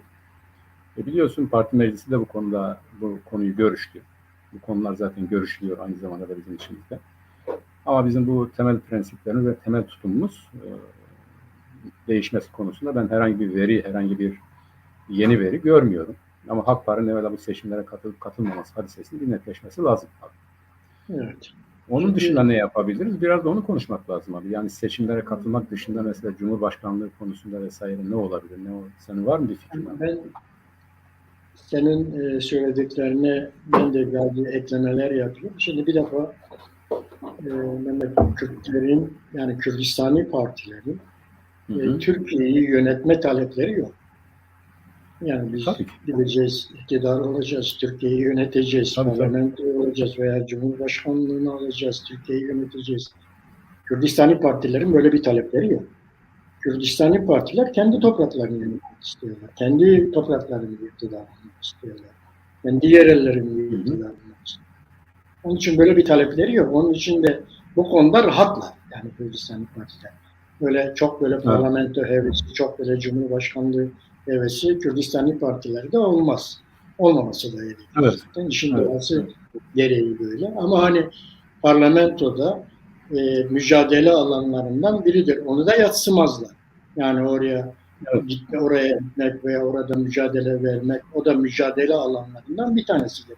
Elbette ki gidip orada mücadele edebilirler. Orada da bu mücadelenin yapılma koşulları oluşabilir. Bunun değişik şeyleri vardır yani eğer ama hiçbir zaman da Türkiye'yi yönetmek, Cumhurbaşkanı olmak, parlamentoda çoğunluk elde etmek böyle bir şeyi yok. Ne zaman ki ortada bir statü elde edildi, eğer Türkiye ile bir federasyon, konfederasyon şeklinde bir yapı oluştu, o zaman belki yönetme erkine ortak olunabilir. Ama şu anda seni tanımayan bir devletle yönetim erkine ortak olmak kendi bitişini hazırlamaktan başka bir şey değil. Bu nedenle bizim yani Kürdistani partilerin Türkiye'yi yönetme, Türkiye parlamentosunda çoğunluğu elde etme, Türkiye'de Cumhurbaşkanlığını elde etmek gibi hedefleri yok. Ama hiçbir zaman da benim gördüğüm kadarıyla Kürdistani partilerin birçoğu da hani parlamentoyla bir mücadele alanı olarak görüyorlar. Öyle bir şey de var. Yani zaten HDP'den ayrıldıkları noktada burası HDP iktidar olacağız diyor. Biz yöneteceğiz diyor. Biz diyoruz ki hayır böyle bir şeyimiz yok, amacımız yok, böyle bir niyetimiz yok. Biz kendi topraklarımızı yönetmek istiyoruz. Kendi ülkemizi, kendi halkımızı yönetmek istiyoruz. Bizim öyle bir talebimiz şu anda yok. Ama hani federasyon, konfederasyon şeklinde bir yapı oluştuğu zaman elbette ki bugün Irak'ta olduğu gibi Kürtler nasıl yönetime ortaksa eğer bir statü elde edildikten sonra belki şey olur, öyle bir şey gerçekleşebilir diye düşünüyorum. Birincisi bu. Yani böyle bir şey yok. İkincisi, yani madem ki Kürdistani partilerin Türkiye'yi yönetme gibi bir hedefleri yok. Hedefleri ne? Ülkelerine bir statü kazandırma hedefleri var. O zaman Kürdistani partilerin birbirlerinin rakibi de değiller. Çünkü Kürdistani partilerin birbirlerinin rakipleri olabilmesi için, Kürdistani partilerin birbirlerinin rakipleri olabilmesi için ortada bir parlamentonun olması lazım. Ortada Kürtlere ait bir parlamento yok. Kürtlere ait bir parlamento yoksa o zaman Kürdistani partilerin birbirlerinin rakibi değildirler. Olsa Kürdistani partiler halkına statü talep eden yol arkadaşıdır, yoldaştır. Birbirinin rakibi değildir. Hiçbir Kürdistani parti bu konuda kendini diğer bir partinin rakibi olarak görmemeli. Böyle bir şey yok. Çünkü ortada bizim yöneteceğimiz bir statü yok. Ancak statü olduktan sonra birbirimize şey edebiliriz, birbirimizin rakibi olabiliriz. Şu anda öyle bir statü yok. Hepimiz ülkelerine, halkına statü talep eden yol arkadaşıyız. Ve bizim zaten hani o dörtlü desturumuzun da anlamı bu anlamdadır. İşte birleşebilenler birleşsin, birleşemeyenler ittifak içinde olsun. İttifak içinde olmayanlar diyalog içinde olsun. Diyalog içinde olmayanlar da birbirine düşmanlık etmesin. Budur bunun temeli. Yani biz birbirimize rakibi değiliz. Birbirimize rakip olarak görmemeliyiz. Yani işte ise şu anda. İşte ise şu anda abi. Evet. Statü elde edilinceye kadar. Statü elde edildikten sonra elbette ki her partinin kendi planı var. Kendi programı var ve biz bir milletiz. Bizim savcımız da olacak, solcumuz da olacak, muhafazakarımız da olacak, yeşillerimiz de olacak, komünistimiz de olacak. Her şeyimiz olacak. Biz bir milletsek bizim içimizden elbette ki bir partiler çıkacak. Yani bugün Güney Kürdistan parlamentosunda rekabet içerisinde olan 38 tane partinin olduğu falan biliyoruz yani. Bunun içerisinde komünistlerinden tutun işte muhafazakarına kadar bütün grupların olduğunu görüyoruz. Rojava'da daha çok abi. Efendim? Rojava'da daha çok her aile bir partidir. Yani Rojava daha farklı. Yani hem Tevdem'in içerisinde hem de diğerler Enekese'nin içerisinde nüfus oranına göre en çok siyasal örgütün olduğu yerdir herhalde, değil mi abi? Evet, bu anlamda hiçbir zaman Kürdistani partiler birbirlerini rakip olarak görmemeliler. Biz rakip değiliz. Biz statüyü hedefleyen yol arkadaşlarıyız. Evet. Böyle bakmamız gerekiyor meseleye. Ta ki statü elde edilinceye kadar. Zaten statü elde edildikten sonra problem çok farklı boyutlara gelebilir. Şimdi rakiplerine şunu hatırlatayım abi ben izninle. Yani burası önemli, yeri gelmişken sen diyorsun ya biz birbirimizin rakibi değiliz. Geçenimizde dedim. Tabii şimdi şöyle kabul etmemiz lazım. Yani Kürdistan'da büyük bir oranda az önce senin özetlediğin gibi parlamento çözüm yeri değil ancak orada bulunmak gerekiyor. 2, biz yönetime talip değiliz ancak yönetimi etkilemek gerekiyor. Yani bizim bu mücadelemizin Türkiye boyutu da var. Orada da bizim olmamız lazım. Bunun için de seçimler bizi ilgilendirmiyor demiyoruz. Seçimler derken her yönüyle seçimler bizi ilgilendirmiyor demiyoruz. Fakat birileri çok az bir kesim. Yani çok az derken kelimenin gerçek anlamıyla çok az bir kesim. Neredeyse Kürdistan'da hemen hemen hiç olmayan, kitleler bazında olmayan, kitlelere zuhur etmemiş bir anlayış çerçevesinde söylüyorum. Bizim bu tutumumuzu sömürgecilere hizmet olarak değerlendiren birkaç kişi var. Şimdi yani bunu bir sindirmek vardır. Biz tabii asla sindiren bir parti değiliz. Biz parti olarak alnımız ak, programımızla, tutumumuzla her düzeyde ve yine Kuzey Kürdistan tarihinde de belki de ilk kez kendisini her yönüyle olduğu gibi tarif eden bir partiyiz. Bunun için de kapatılma davası açılmış hakkımızda.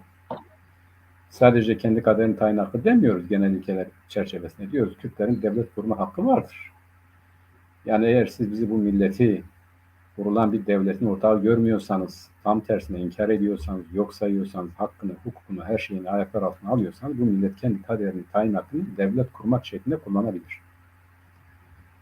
Şimdi bunu söyleyen bir parti olarak, bunu açıkça beyan eden bir parti olarak ve bu şekilde çalışan bir parti olarak asla ve asla birilerinin genelleştirip bizi de içerisine koydukları işte seçimlere girmek, Cumhurbaşkanlığı seçimlerine girmek, bunu yapmak, şunu yapmak falan onlara hizmettir, onları meşrulaştırmaktır gibi bir affedersin herzeyi biz kabul etmiyoruz. Yani bunlara karşı da bizim artık yavaş yavaş açıktan cevap vermemiz lazım. Bu çok gerici bir tutumdur. Bu çok geri bir tutumdur. Bizi böyle suçlayanlar, itham edenler siyasetin siyasinden de bir haberdirler. Zaten hayata baktığımız zaman da var olmadıkları, kendi fikirleriyle de tutarlı olmak için herhangi bir girişimde bulunmadıkları açıktır. Bunu söylemeden geçmemek lazım. İki, bizimle beraber hareket edip, bizim gibi düşünen, yani bu yollardan olabilir, bu her ne kadar çözüm değilse, siyaset dediğimiz şey nicel ve nitelin birlikte cereyan ettiği bir süreçtir. Yani küçük küçük birikimler ani büyük sıçramalara yol açabilir ya da gerçekten büyük bir nitel dönüşümle diğerleri gerçekleşebilir. Ve zaten ulusal kurtuluş hareketlerine baktığımız zaman, dünya devrim tarihlerine baktığımız zaman ya da egemenlik altındaki milletlerin özgürleşme süreçlerine baktığımız zaman çok çetrefilli, çok kaotik halde gelişiyor. Böyle tek düze gelişen, tek düze hareket eden, işte ben bunu planladım, hayata geçirdim dediğim şeyler değildir bunlar. Özellikle bu coğrafi konum itibariyle daha çok böyledir. Bak İngiltere dünya sömürgelerinin hepsini yitirdi. Şimdi geldiği üç bölgeden yani Galler, işte merkez ve bir de neydi İskoçya, ne yaparsan yap birbirlerine ayrılamıyorlar. Yani coğrafi olarak da bir bağ vardır ve bu coğrafi bağ sadece coğrafi bağ değil yani. Bunu böyle görmek lazım. Bu kültürel yakınlaşmadır, bir arada yaşama istencidir, kaynakların paylaşımı konusunda bir takım arayolların bulunması ve benzeri gibi hadiselerdir. Yani bu reel bir şeydir. Biz de İbn Haldun'un dediği gibi coğrafya kaderdir. Gerçekten belki de yapılmış en doğru bir tariftir. Yani ayıramıyorsun. Böyle bir başka tarafa götüremiyorsun. Hep bir aradasın, hep sırt sırtarsın, hep yan yanasın. Bir biçimde senin bir irtibatın olacak. Ve bu ister istemez siyasetine de sirayet edecek. Yürüme biçimine de sirayet edecek falan. Onun için biz hem gerçekçi olan ama asla ve asla kendi haklarımızdan da taviz vermeyen bir siyasi hareketiz. Bunu söylerken sadece iş olsun diye değil. Tutumumuzla, davranışımızla, hayat tarzımızla böyle olan bir siyasi partiyiz. Evet. Bunu böyle düşünüp de buna göre hareket etmeyen bizim gibi düşünen arkadaşlarımız da var. Onu da bilmemiz lazım. Yani işte az önce konuştuk yani. Hatpar'ı konuştuk. Doğru. Seçimlere katılması bizi de sevindirir. Fakat bir de buna uygun hareket etmek lazım abi. Değil mi? Yani senin kader olarak gördüğümüz, hani yan yanayız, sen de söyledin. Biz birbirimizin rakibi değiliz, müttefikiyiz, yandaşıyız, destekçisiyiz. Yani bunu düşünerek hareket edersek biz aslında az önce söylediğimiz o ifrat ve tefrit içerisinde doğru yolu bulabiliriz. Bu tefrit derken de kimi kastediyorum? Nettir. Belki ona da geleceğiz. Yani bugün Cumhur İttifakı'yla ittifaka gireceğini açıklayan, mesela bugün Kürdistan partilerden hiçbirisi bizim Millet İttifakı'yla beraber hareket edeceğiz demiyor. Çok önemlidir. Kürdistan partilerin hepsi diyor ki biz Kürdistan partileri olarak hareket etmeliyiz. Herhangi bir ittifaka dahil olarak değil. Kürt milleti artık şu bilince gelmek zorundadır. Kürt milleti kendi adına hareket edebilmelidir. Ne Cumhur İttifakı ne Millet İttifakı birlikte hareket edilecek, onların içerisine girilecek, onlarla beraber yol alınacak bir olay değildir. Hüdapar'ın bu konuda çok iyi düşünmesi lazım. Mesela Hüdapar eğer onlarla birlikte bir ittifak yaparsa siyasal parti olarak yok olacaktır. Yani onlara bir iki tane milletvekili verecekler. İşte bir mecliste bir iki tane vekilleri olacak bu kadar. Oysa milletin, Kürt milletinin hangi inançtan, hangi siyasal görüşten olursa olsun kendisine göre bir kişiliği var ve o kişiliği asla ve asla hiçbir şeye feda etmemek lazım.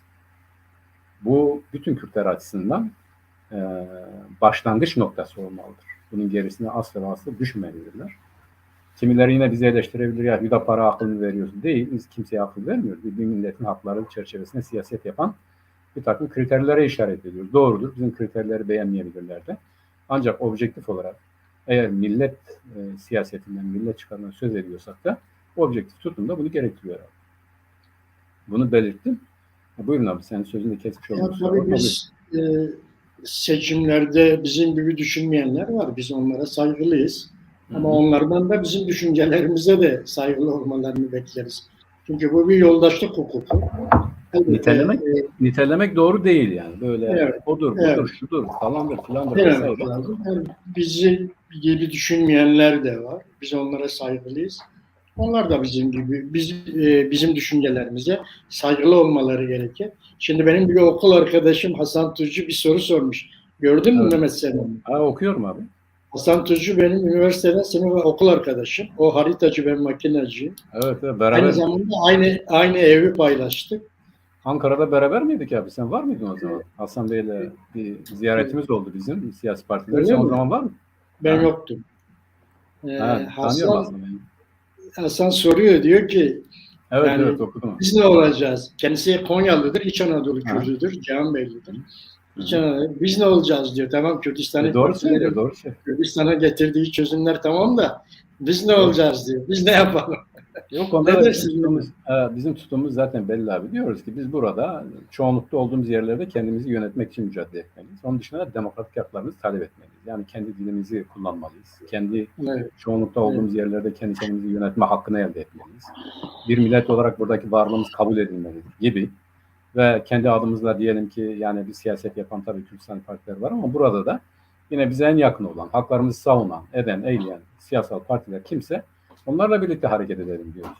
Hatta biliyorsun abi yani biz parti olarak bunu en ciddi şekilde konuşmuş, tartışmış bir partiyiz. Hatta dedik yani Türkiye'de örgütlenen mi örgütlenmeyelim yani. Değil mi abi?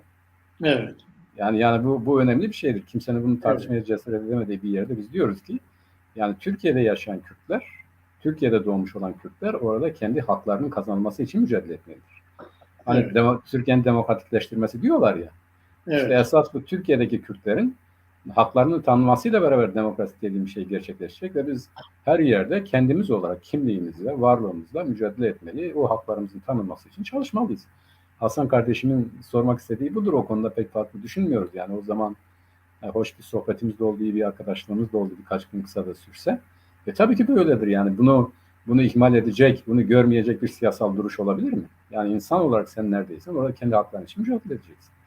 Yani hak derken keşke deselerdi ki yani öyle olsaydı da biz başka hakları öne çıkarsaydık. Hani yani Kürt varlığı kabul edilseydi, kendi dilinde eğitim görme hakkı olsaydı, bu imkanlar sunulsaydı.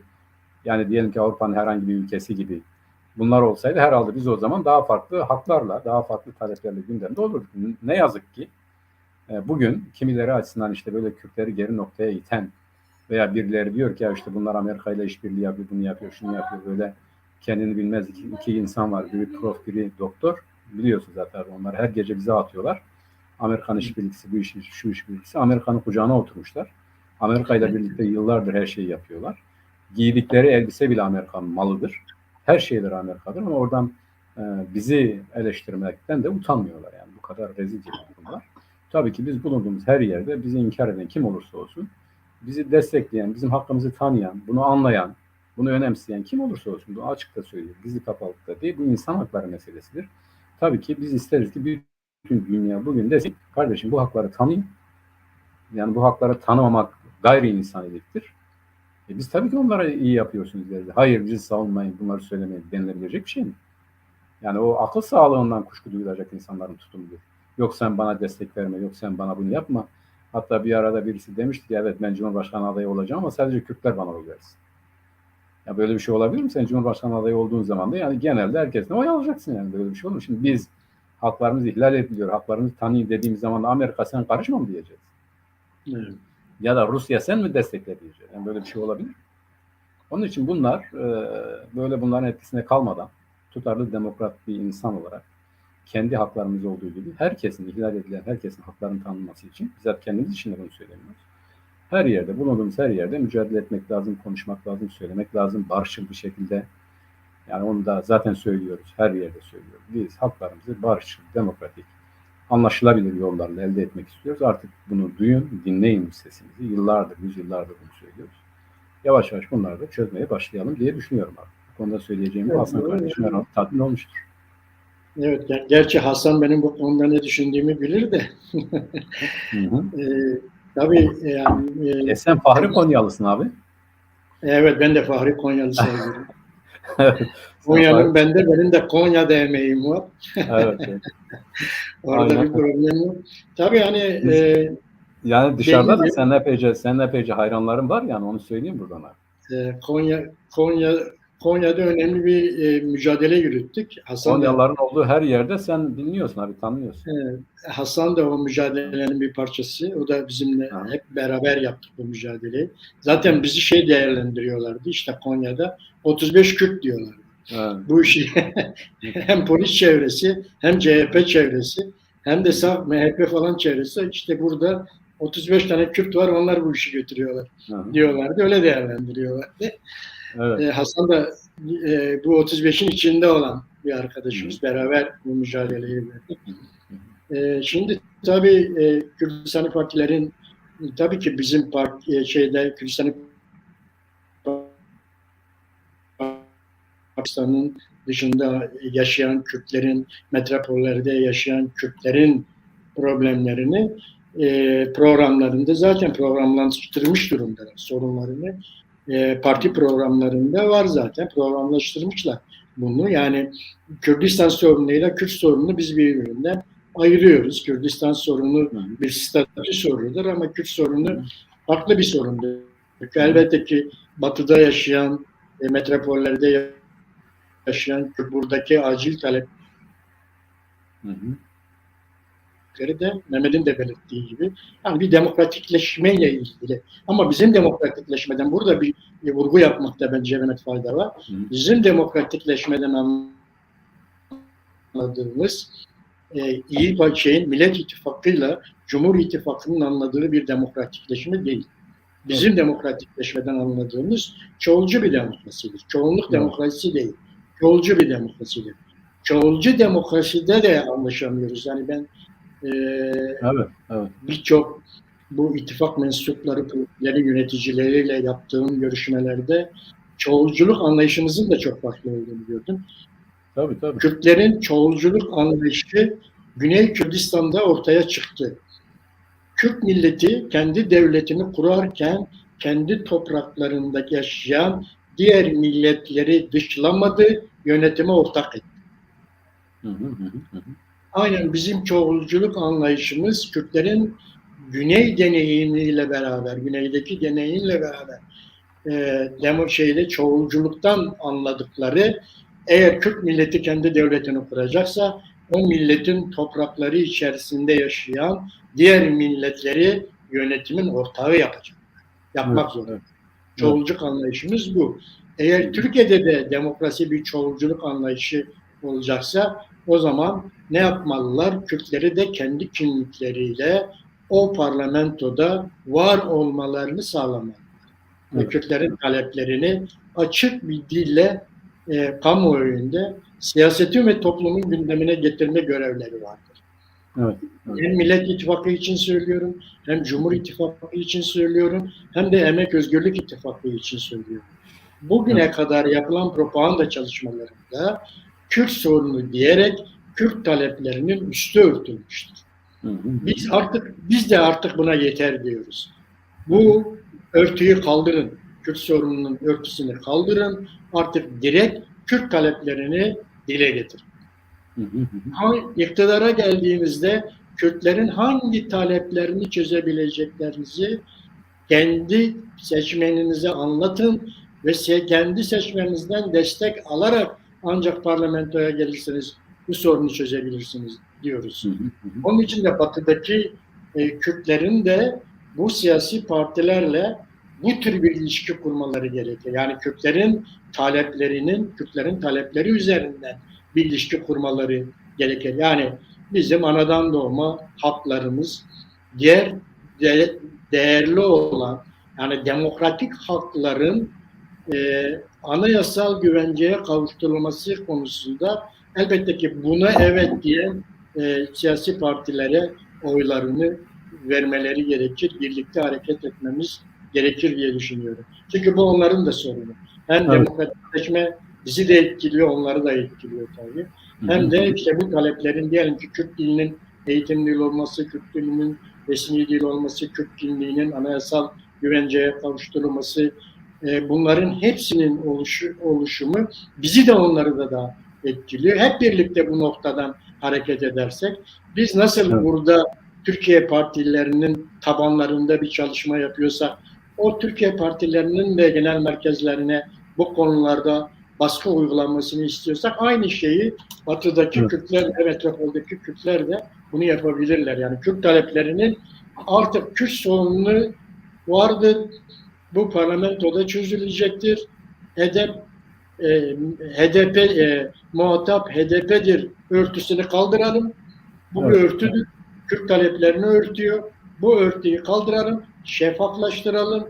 Diyelim Evet. ki Kürtlerin şu anda bu konjonktürde elde edebileceğimiz taleplerimizi kamuoyunun ve siyasetin gündemine taşımanın yollarını arayalım ve oradaki partileri de, Türkiye partilerini de açık bir şekilde konuşup bunların dile getirip bizimle beraber onların da Kürtlerin taleplerini siyasetin ve toplumun gündemine getirmelerini sağlamak hepimizin en önde gelen görevidir. Hele bu seçim sürecinde, bu konjonktürde. Evet. Çok doğru. Ekleyeceğim bir şey var mı?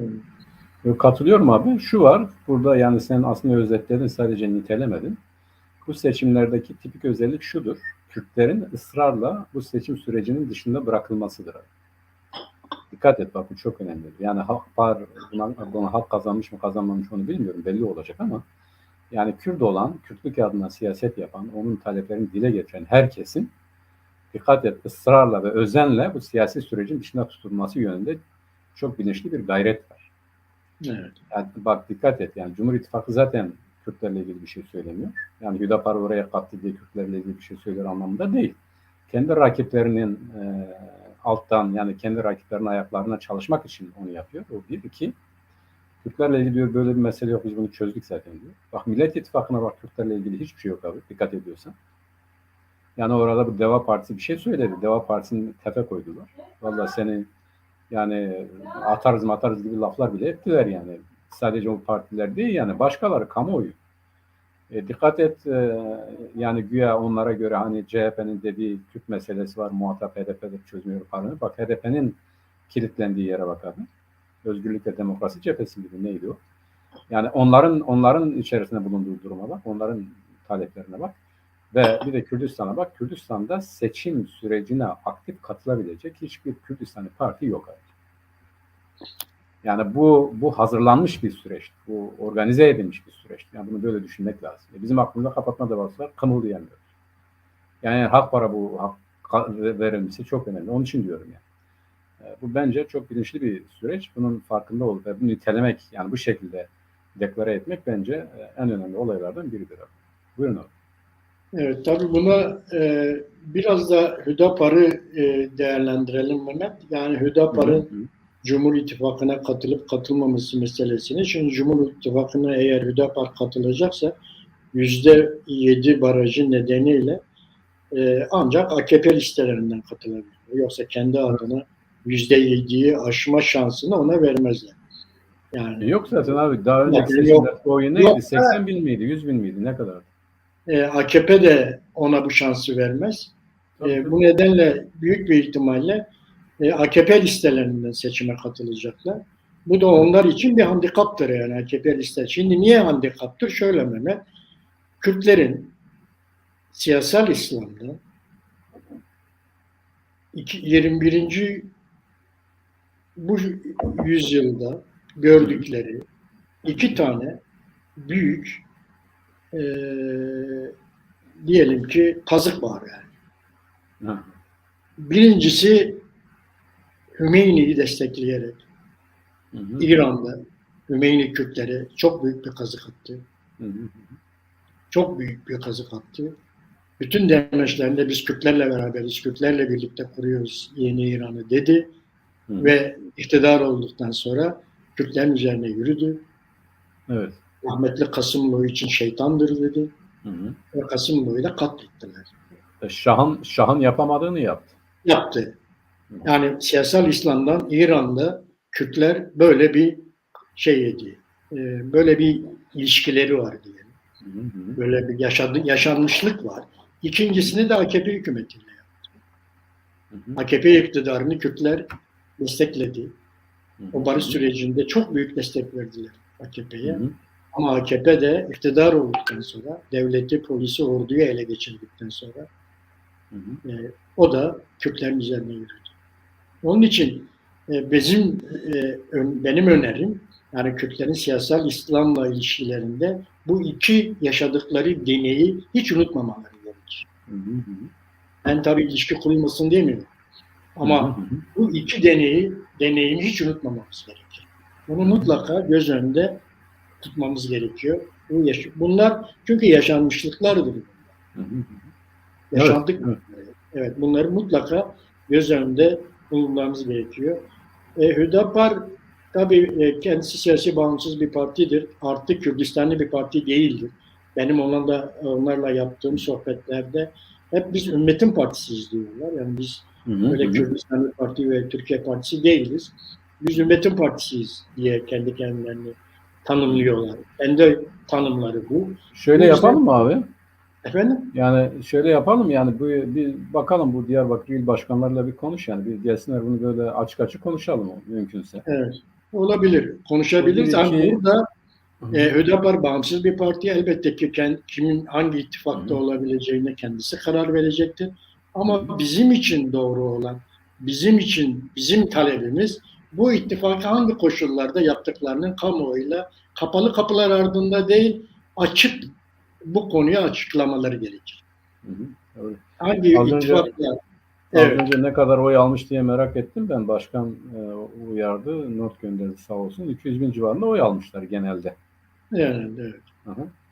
Evet. Yani O yüzden yani hı hı. kapalı kapılar ardında yapılan bu ittifakın Hı hı. kamuoyuna açıklanması gerekir. Hı Kürt hı. halkından bir şey gizlenmemelidir. Niçin ittifak ettiklerini, hangi şartlarda ittifakın içinde olduklarını Kürt kamuoyuyla yapmaları gerekir. Açıklamaları gerekir diye düşünüyorum. Ya tabii, yani şunları savunuyorlar abi. Ben onların şimdi hayatta olmayan Sayın Genel Başkan Yardımcılarıyla epeyce bir görüşmemiz de oldu. E, Mehmet Yılmaz mıydı abi? Adıyamanlı.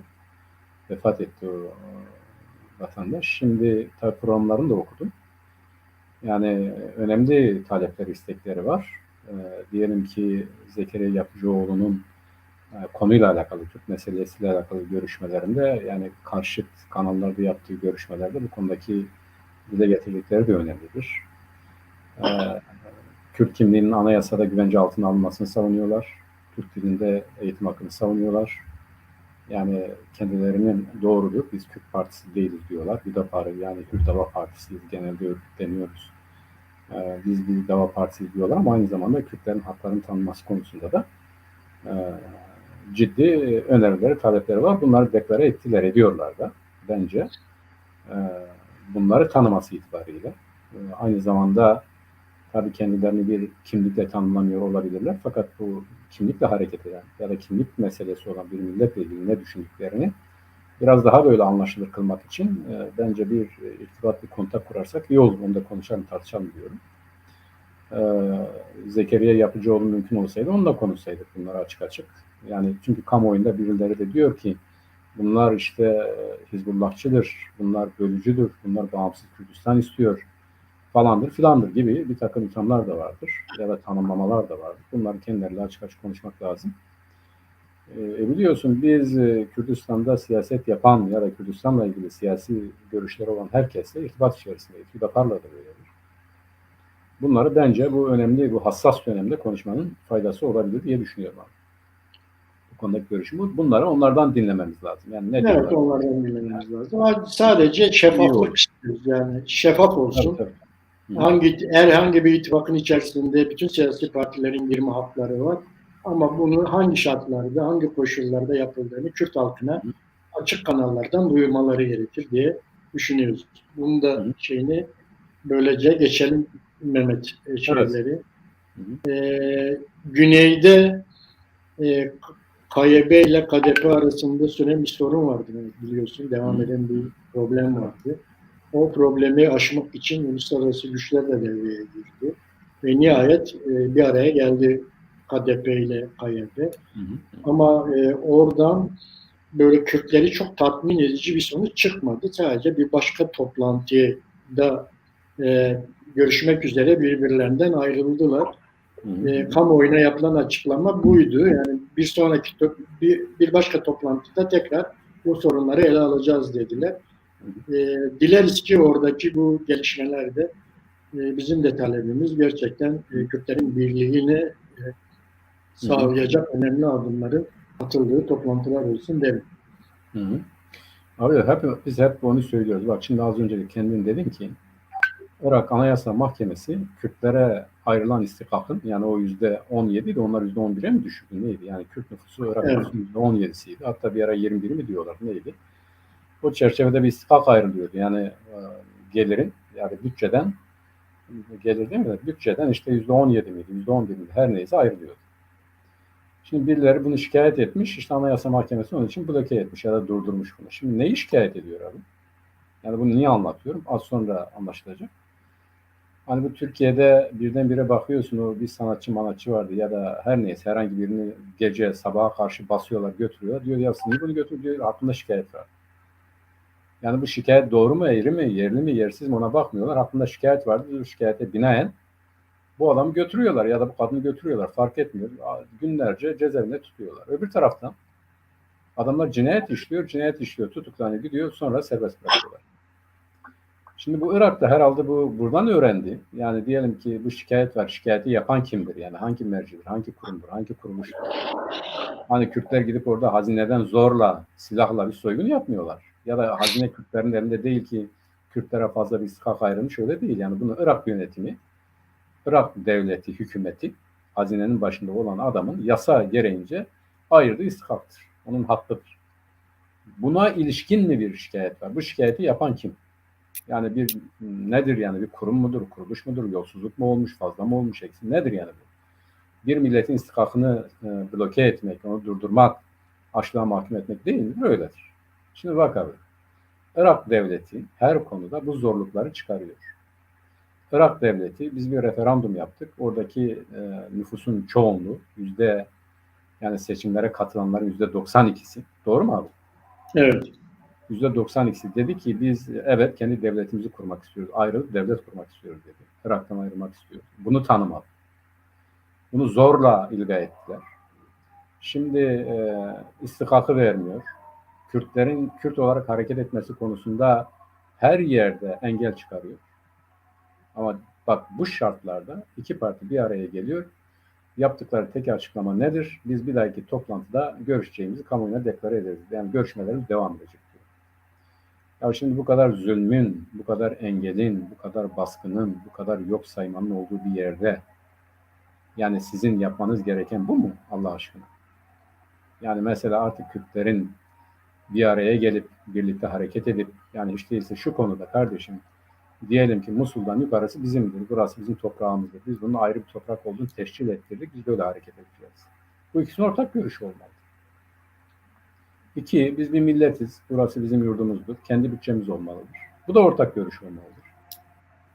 Yani kendilerinin karşısında olan bütün o anayasal anlaşmaya rağmen, bütün o haklara tanınmış anayasal haklara rağmen buna uymayan bir yönetim karşısında ikisinin sorumluluğu buna karşı durmak değil midir? Buna karşı durmak. Ya bu konuda anlaşın bir defa. Bu konuda anlaşın. Yani herkesin isteği bu. Sadece ne bileyim yani hangi Kürt'e sorarsan sor diyor ki ya da der ki kardeşim güneydeki devlet olmalı. Yani bir tüzel kişilik kazanmalıdır. O devlet Kürtlerin devleti olmalıdır. O devletin bünyesi içerisinde birisi iktidar mı olmak istiyor? Olsun. Ama devlet dediğimiz olay bazı temel konularda milli menfaatlere göre örgütlenmek demektir. Bütçe ortaktır, savunma ortaktır, asker ortaktır, milli eğitim ortaktır.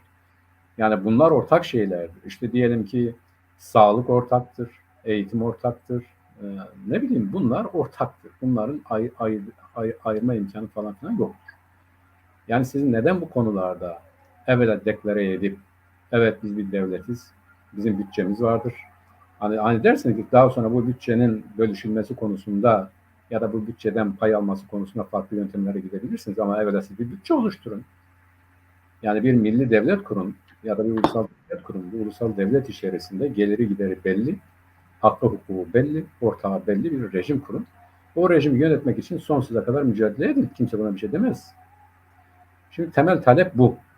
Bak düşün ki bir araya gelmiyorlar, bir araya gelmek bile bir sevinç vesilesi oluyor. Sen dedin ya sordum yani Amerika sevindiğini açıklamış. Bu konuda İngiltere ile Amerika Başkonsolosları açıklama yani ama aynı İngiltere bizim bu referandumu yerle yeksan eden bölge devlet değil mi abi?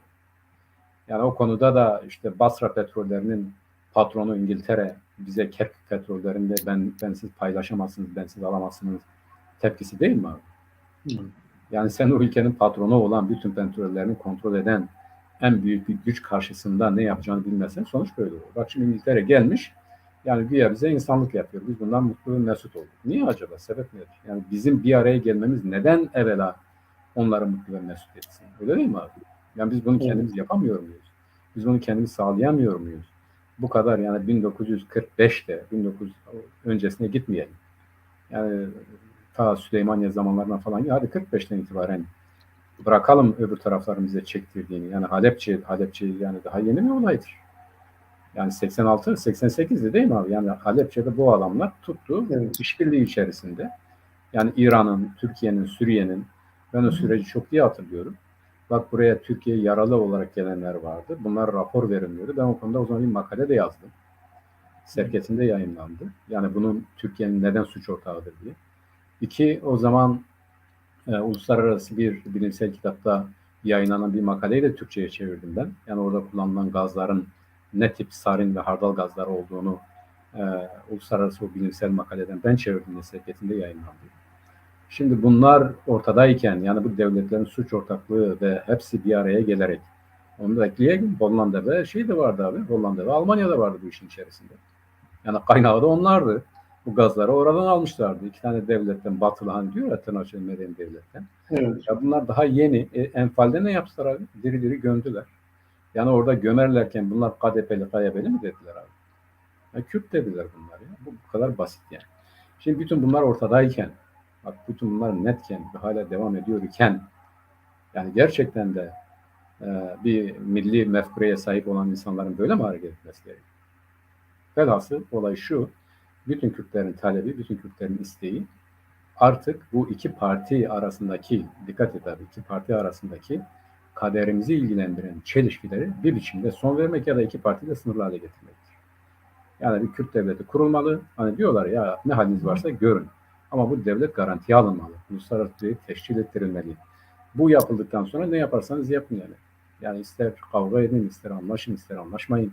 Neden bu iki parti arasındaki siyasal görüşmeler bizim kaderimizi ilgilendiriyor? Bunu bundan çıkarmak lazım. Çıkarmanın yolu da işte tüzel olarak bizim bu referandumun sonuçlarını her ne kadar onlar tanımıyor olsa da biz fiilen bunu inşa etmeliyiz. Fiilen buna göre hareket etmeliyiz. Bak komisyon kuruldu.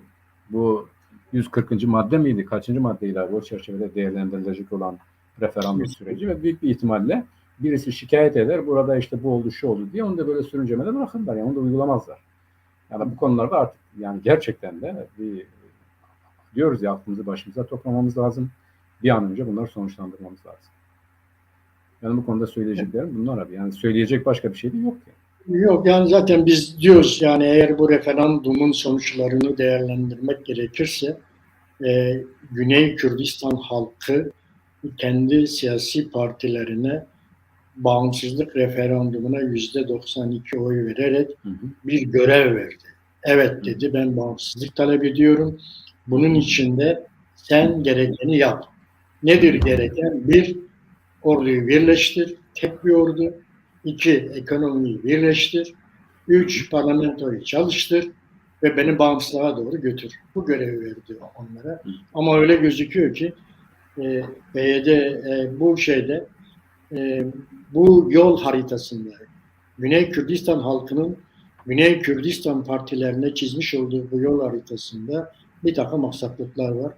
Dileriz ki bu aksaklıkların bir an önce giderilir ve bu problem iki siyasi hareket arasında kadim iki siyasi hareket, ikisi de köklü geleneği olan bir siyasi hareket artık geçmişi bırakıp geleceğe doğru yol alırlar. Bu da partilerinin çıkarını değil, Kürt halkının, hatta Kürdistan halkı çıkarını, bütün Kürdistan'ı etkileyecek bir çözümdür o.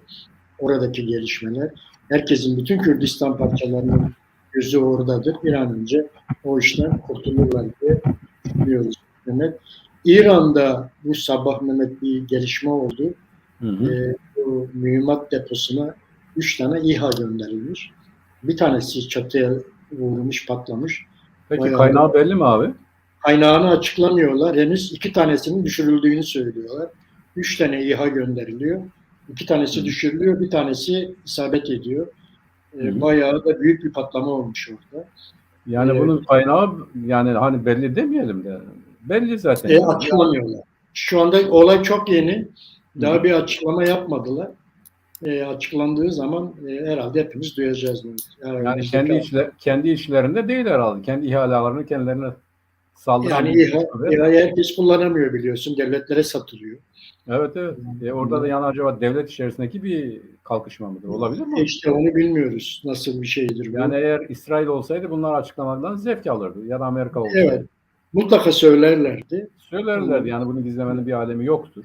yoktu ama Yani şey yapmadılar, ne söylemediler. olabilir yani bu yani abi öyle müphem bir olay ki biz bu konuda da açıklama olmadığı zaman hani biz diyoruz ya yani İsrail gönderebilir, Amerika gönderebilir. Her Evet. neyse ama yani belki de kendi işlerinden umalım ki öyle olsun. Yani hani Umarız. Evet. bir devletin yani devletlerle ilgili, halklarla ilgili değil, devletlerle ilgili böyle kötü devletlerle ilgili her türlü musibet mübahtır yani o konuda öyle bir şey varsa da iyi olur. İran devleti İyi zaten oldu. birbirine Tabii bizim girmeden. beklentimiz de orada. Yani bu Molla rejimi öyle gözüküyor ki bu İran'daki rejim Hı hı. kendi içinde bir çatışmaya girdiğinde çözülme hızlanacaktır diye gözüküyor. Zaten Belki bu da onun bir fişeği olabilir olabilir. diye. Olabilir. Şimdi abi bak orada çok Olabilir. dikkat çekici bir şey oldu. Biz geçenlerde konuştuk, onu atladık. Yani bu çok önemli bir şeydi gerçekten. Benim dikkatimi çok çekti. İran aynı zamanda kendi vatandaşı da olan bir İngiliz vatandaşını, eski Milli Savunma Bakanı yardımcısını İran'a geldi bu adam. Tuttu ve hemen anında casustur diye ipe gönderdi. Yani öyle Evet. fazla da sürmedi yani beklemedi. Hani o bizim Kürtleri beklediği kadar bile beklemedi. Onları yargı karşısına çıkardı, göstermelik bir şeyler de. Bunu hemen tuttuğu gibi direkt şeye gönderdi abi. Dar ağacına gönderdi. Dedi ki bu casustur. Şimdi İngiltere böyle pes perdeden bir tepki gösterdi. Bunu kınıyoruz falan filan gibi laflar etti. Oysa İngiltere ne bir dünya devletidir. Hala öyledir. Yani kendi vatandaşının öyle diyelim, kendi vatandaşının bir başka devlet tarafından alınıp idam edilmesi konusunda pes perdeden tepki verdi. Yani ne bir yaptırım, ne bu, ne şu. Hala İran'la en güçlü ilişkileri olan devlettir İngiltere. Ya da diğer ülkeler bu konuda pek fazla bir şey söylemediler. Bunu niye anlatıyorum? Şunun için anlatıyorum abi. Yani biz İran'la ilgili o kitle muhalefetine rağmen, özellikle Kürtler ve Belücilerin milli direnişine rağmen, milli talepler çerçevesinde gelişen direnişine rağmen, yani Azeriler de iyi kötü belli şeylere ortak oldular ama daha önemlisi Farslar içerisinden eski Cumhurbaşkanı Rafsanjani'nin yeğeni miydi abi, kızı mıydı? Ya da Kızı. neydi yani? O kızı işte o sinemacı kızı bir tepki gösterdi. Ceza da aldı. Yani devlet içerisinde o zaten bir çatlağın da işaretidir. Ona rağmen İran dünyada hala böyle bir devlet davranışları itibariyle ciddiye alınan ama tepki de verilemeyen, yeterince tepki de verilemeyen bir devlet. Bu nereden ileri geliyor? Çünkü şu anda İran'ın işgal ettiği bölgede sağladığı denge, yani bu karşıt da olsa, yani Amerika karşıtı, İsrail karşıtı da olsa yerine yeni bir şeyler konulamadığı için yıkılması durumunda çok daha büyük karmaşaların çıkacağı gerçeğine işaret ediyor. Düşün yani İran devleti her şeyine rağmen hala o bölgede birçok halkı tutuyor. Yani düşün ki çöktü bu Azerbaycan ne olacak abi? Yani Türkiye oraya girmez mi? Ya da Azerbaycan yukarıya bağlanmaz mı? Ya da güneydeki Azerbaycan güneydekini işgal etmez mi? Gerçekten bunlar sorulması gereken sorular. Yani Belucistan acaba Pakistan'dakiyle birleşir mi? Ya da bizim Kürtler ne yapar? Ya da Araplar ne yapar? Ya da oradaki inanç açısından baktığımız zaman nasıl bir bölünme gündeme gelir? Sen dedin işte o Müslüman din adamları idam e, Allah'ın adaletine aykırıdır ama yani öbür taraftan da yok o hiç aykırı değil diyor. Yani biz asıyoruz oluyor diyor. Yolda da her tarafta da asıyor. Yani oluyor diyor. Bir engel yok. Şimdi böyle bir devletin yani bu kadar vahşice, bu kadar caniyane tutumlarına rağmen hala ciddi bir tepki almamasının bir tek nedeni var. İşte bu reel durumdur. Bu reel durumdan ileri gelen işgal ettiği yerdir. Şimdi bu çatladığı zaman ne olur onu görmek lazım. Ve ben şöyle inanıyorum abi. Bugün Batı artık öyle düşünmek lazım. Yani iktidarları da uluslararası boyutları olan bir kurum olarak görmek lazım. Amerika Birleşik Devletleri artık öyledir. Dikkat et. Amerika Birleşik Devletleri'ndeki seçimler artık bütün devletlerin seçimi haline gelmiş. Ya da herkes orada her ne kadar fiilen oy kullanmasa da eğilimlerini belirliyor, söylüyor, ediyor. Bu gelsin, bu gitsin diye görüş beyan ediyor. İran da böyle. Bugün uluslararası boyutları olan bir devlettir. Bu uluslararası düzeyde yeni bir çözüm bulunmadığı için maalesef bu böyle devam ediyor. Yani bir çatlak varsa eğer bu uluslararası düzeyde bir paralelliği, bir yeni yönetime işaret ise ya umarım ki öyle olsun. Ama az önce sen bir şeyi daha işaret ettin abi. Yani öyle olması durumunda da acaba bu haplar hapishanesinde milletler iştiyesi gün yüzü görecek mi? O da çok önemli. Değil mi? Yani bak Hümeyni dedi. Hümeyni Şah'ın yapamadığını yaptı yani. Birkaç sene içerisinde Kürtleri 100 yıl geriye gitti. Liderlerini vurdu. Partileri yasakladı. Bu etti, şu etti. Kimsenin de gıkı çıkmadı. Evet. Yani yeniden böyle bir gerici rejime mi mahkum olacağız? Yoksa gerçekten de işte çok önceden yani Şah öncesi bir ilerici hükümetin oluşması gibi bir şeyler mi olacak abi? Yani bir ona bakmak lazım. Umalım, dileyelim ki bu kadar emeğe rağmen, bu kadar can kaybına rağmen yeni bir rejimin kurulabileceği ihtimali yaşarsın. Bu müzeler onun işareti olsun diye düşünüyorum abi. Evet, biz de onu bekliyoruz. Belli ki İran rejimi kendi içerisinde çatışmada. Bu iş bitmeyecek ama biliyorsun Burada İran Seyda bir şey Şahı söylüyor. Abi Seyda bir şey söylüyor. Onu da yorumla. Bütün bunları Ukrayna bağlantılı olarak görüyor. Ne diyorsun sen? doğru, ilişkisizdir diyemeyiz. Ukrayna bağlantılıysa kim bunu yapar abi? İlişkisizdir diyemeyiz ama hani bu açıklanmadan da hani böyle bir şeyde bulunmak bizim için biraz Yani zor. Ukrayna mı bu saldırıyı yapıyor diyor. Sanmıyorum yani böyle bir şeyi ama yani bunu bir görmüş, açıklanması lazım yani böyle Tabii. bir anda bir şey söylemek. İlişkisi olabilir Yani ve evet. Seyda'nın da senin gibi Seyda, bağlantıları varsa açıklasın. Buradan evet, yazsın. Onu bir yansıtar mısın? Seyda öyle bir şey söylüyor. Evet olabilir ama hani onlar açıklamadan bizim elimizde de bir belge olmadan, kanıt olmadan Evet. şöyle söylememiz zor. Ee, Bir önemli gelişme de Rojava'da oldu Mehmet biliyorsun.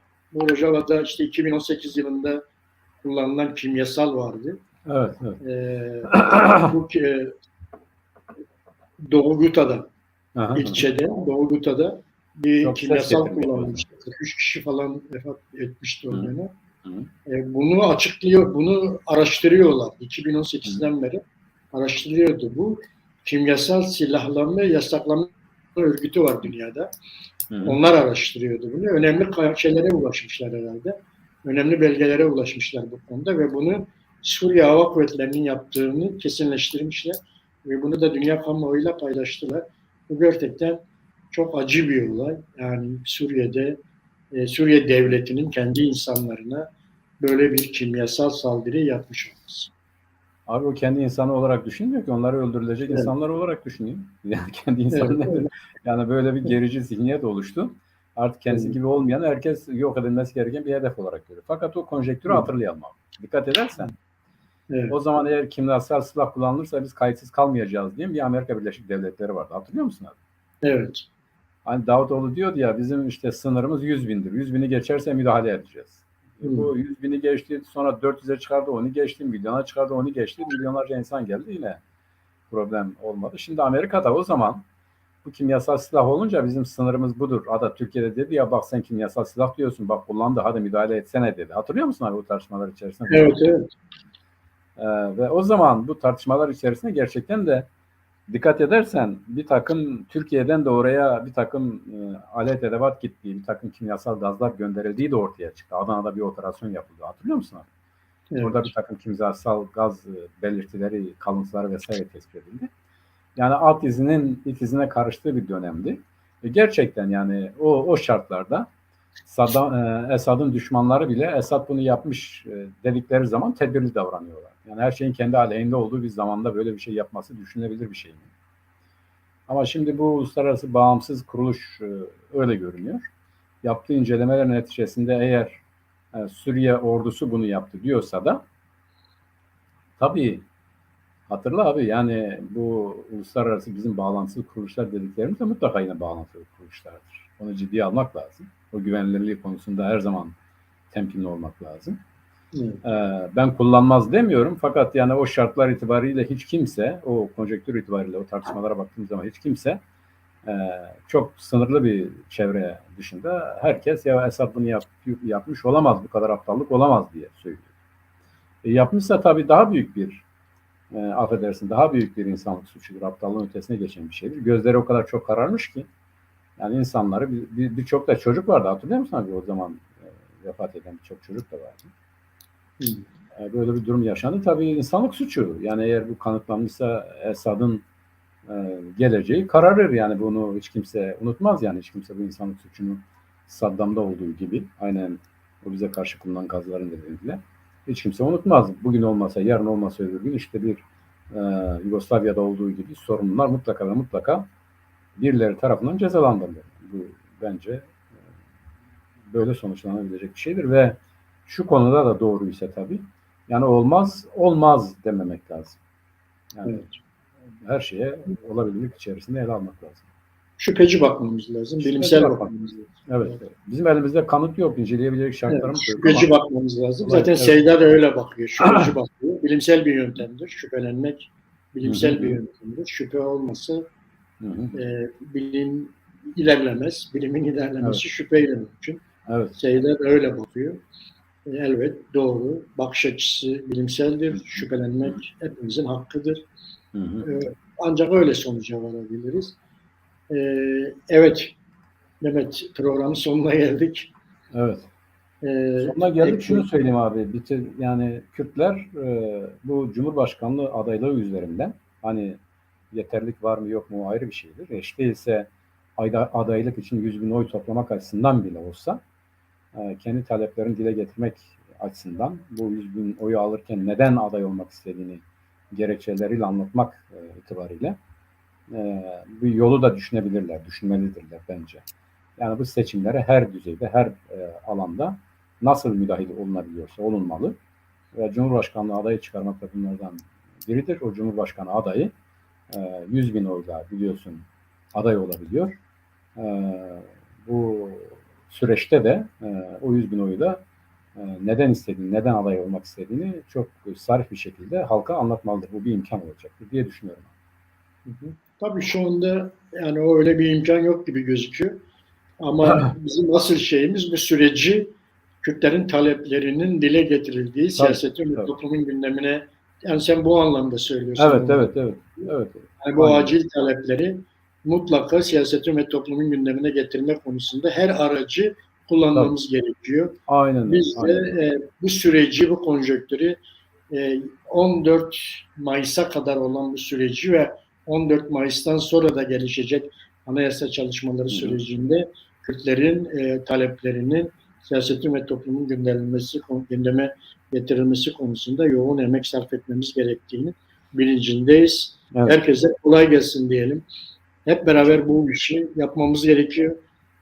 Bu süreç çok önemli. Bizim için de çok önemli. Yani ne kadar Kürtlerin talepleri siyasetin ve toplumun gündemine gelirse biz de bu işten o kadar karlı çıkabiliriz. Bunun şeyindeyiz. Evet, bir siyasetin gündeminin programının daha sonuna geldik sevgili Çarpel Medya izleyicileri. Çarşamba günü akşam 22'de yeni ve konu ve konuklarla tekrar karşınızda olacağız. Görüşmek üzere. Denbaş herkese. Denbaş Mehmet. Denbaş abi. İyi tatiller.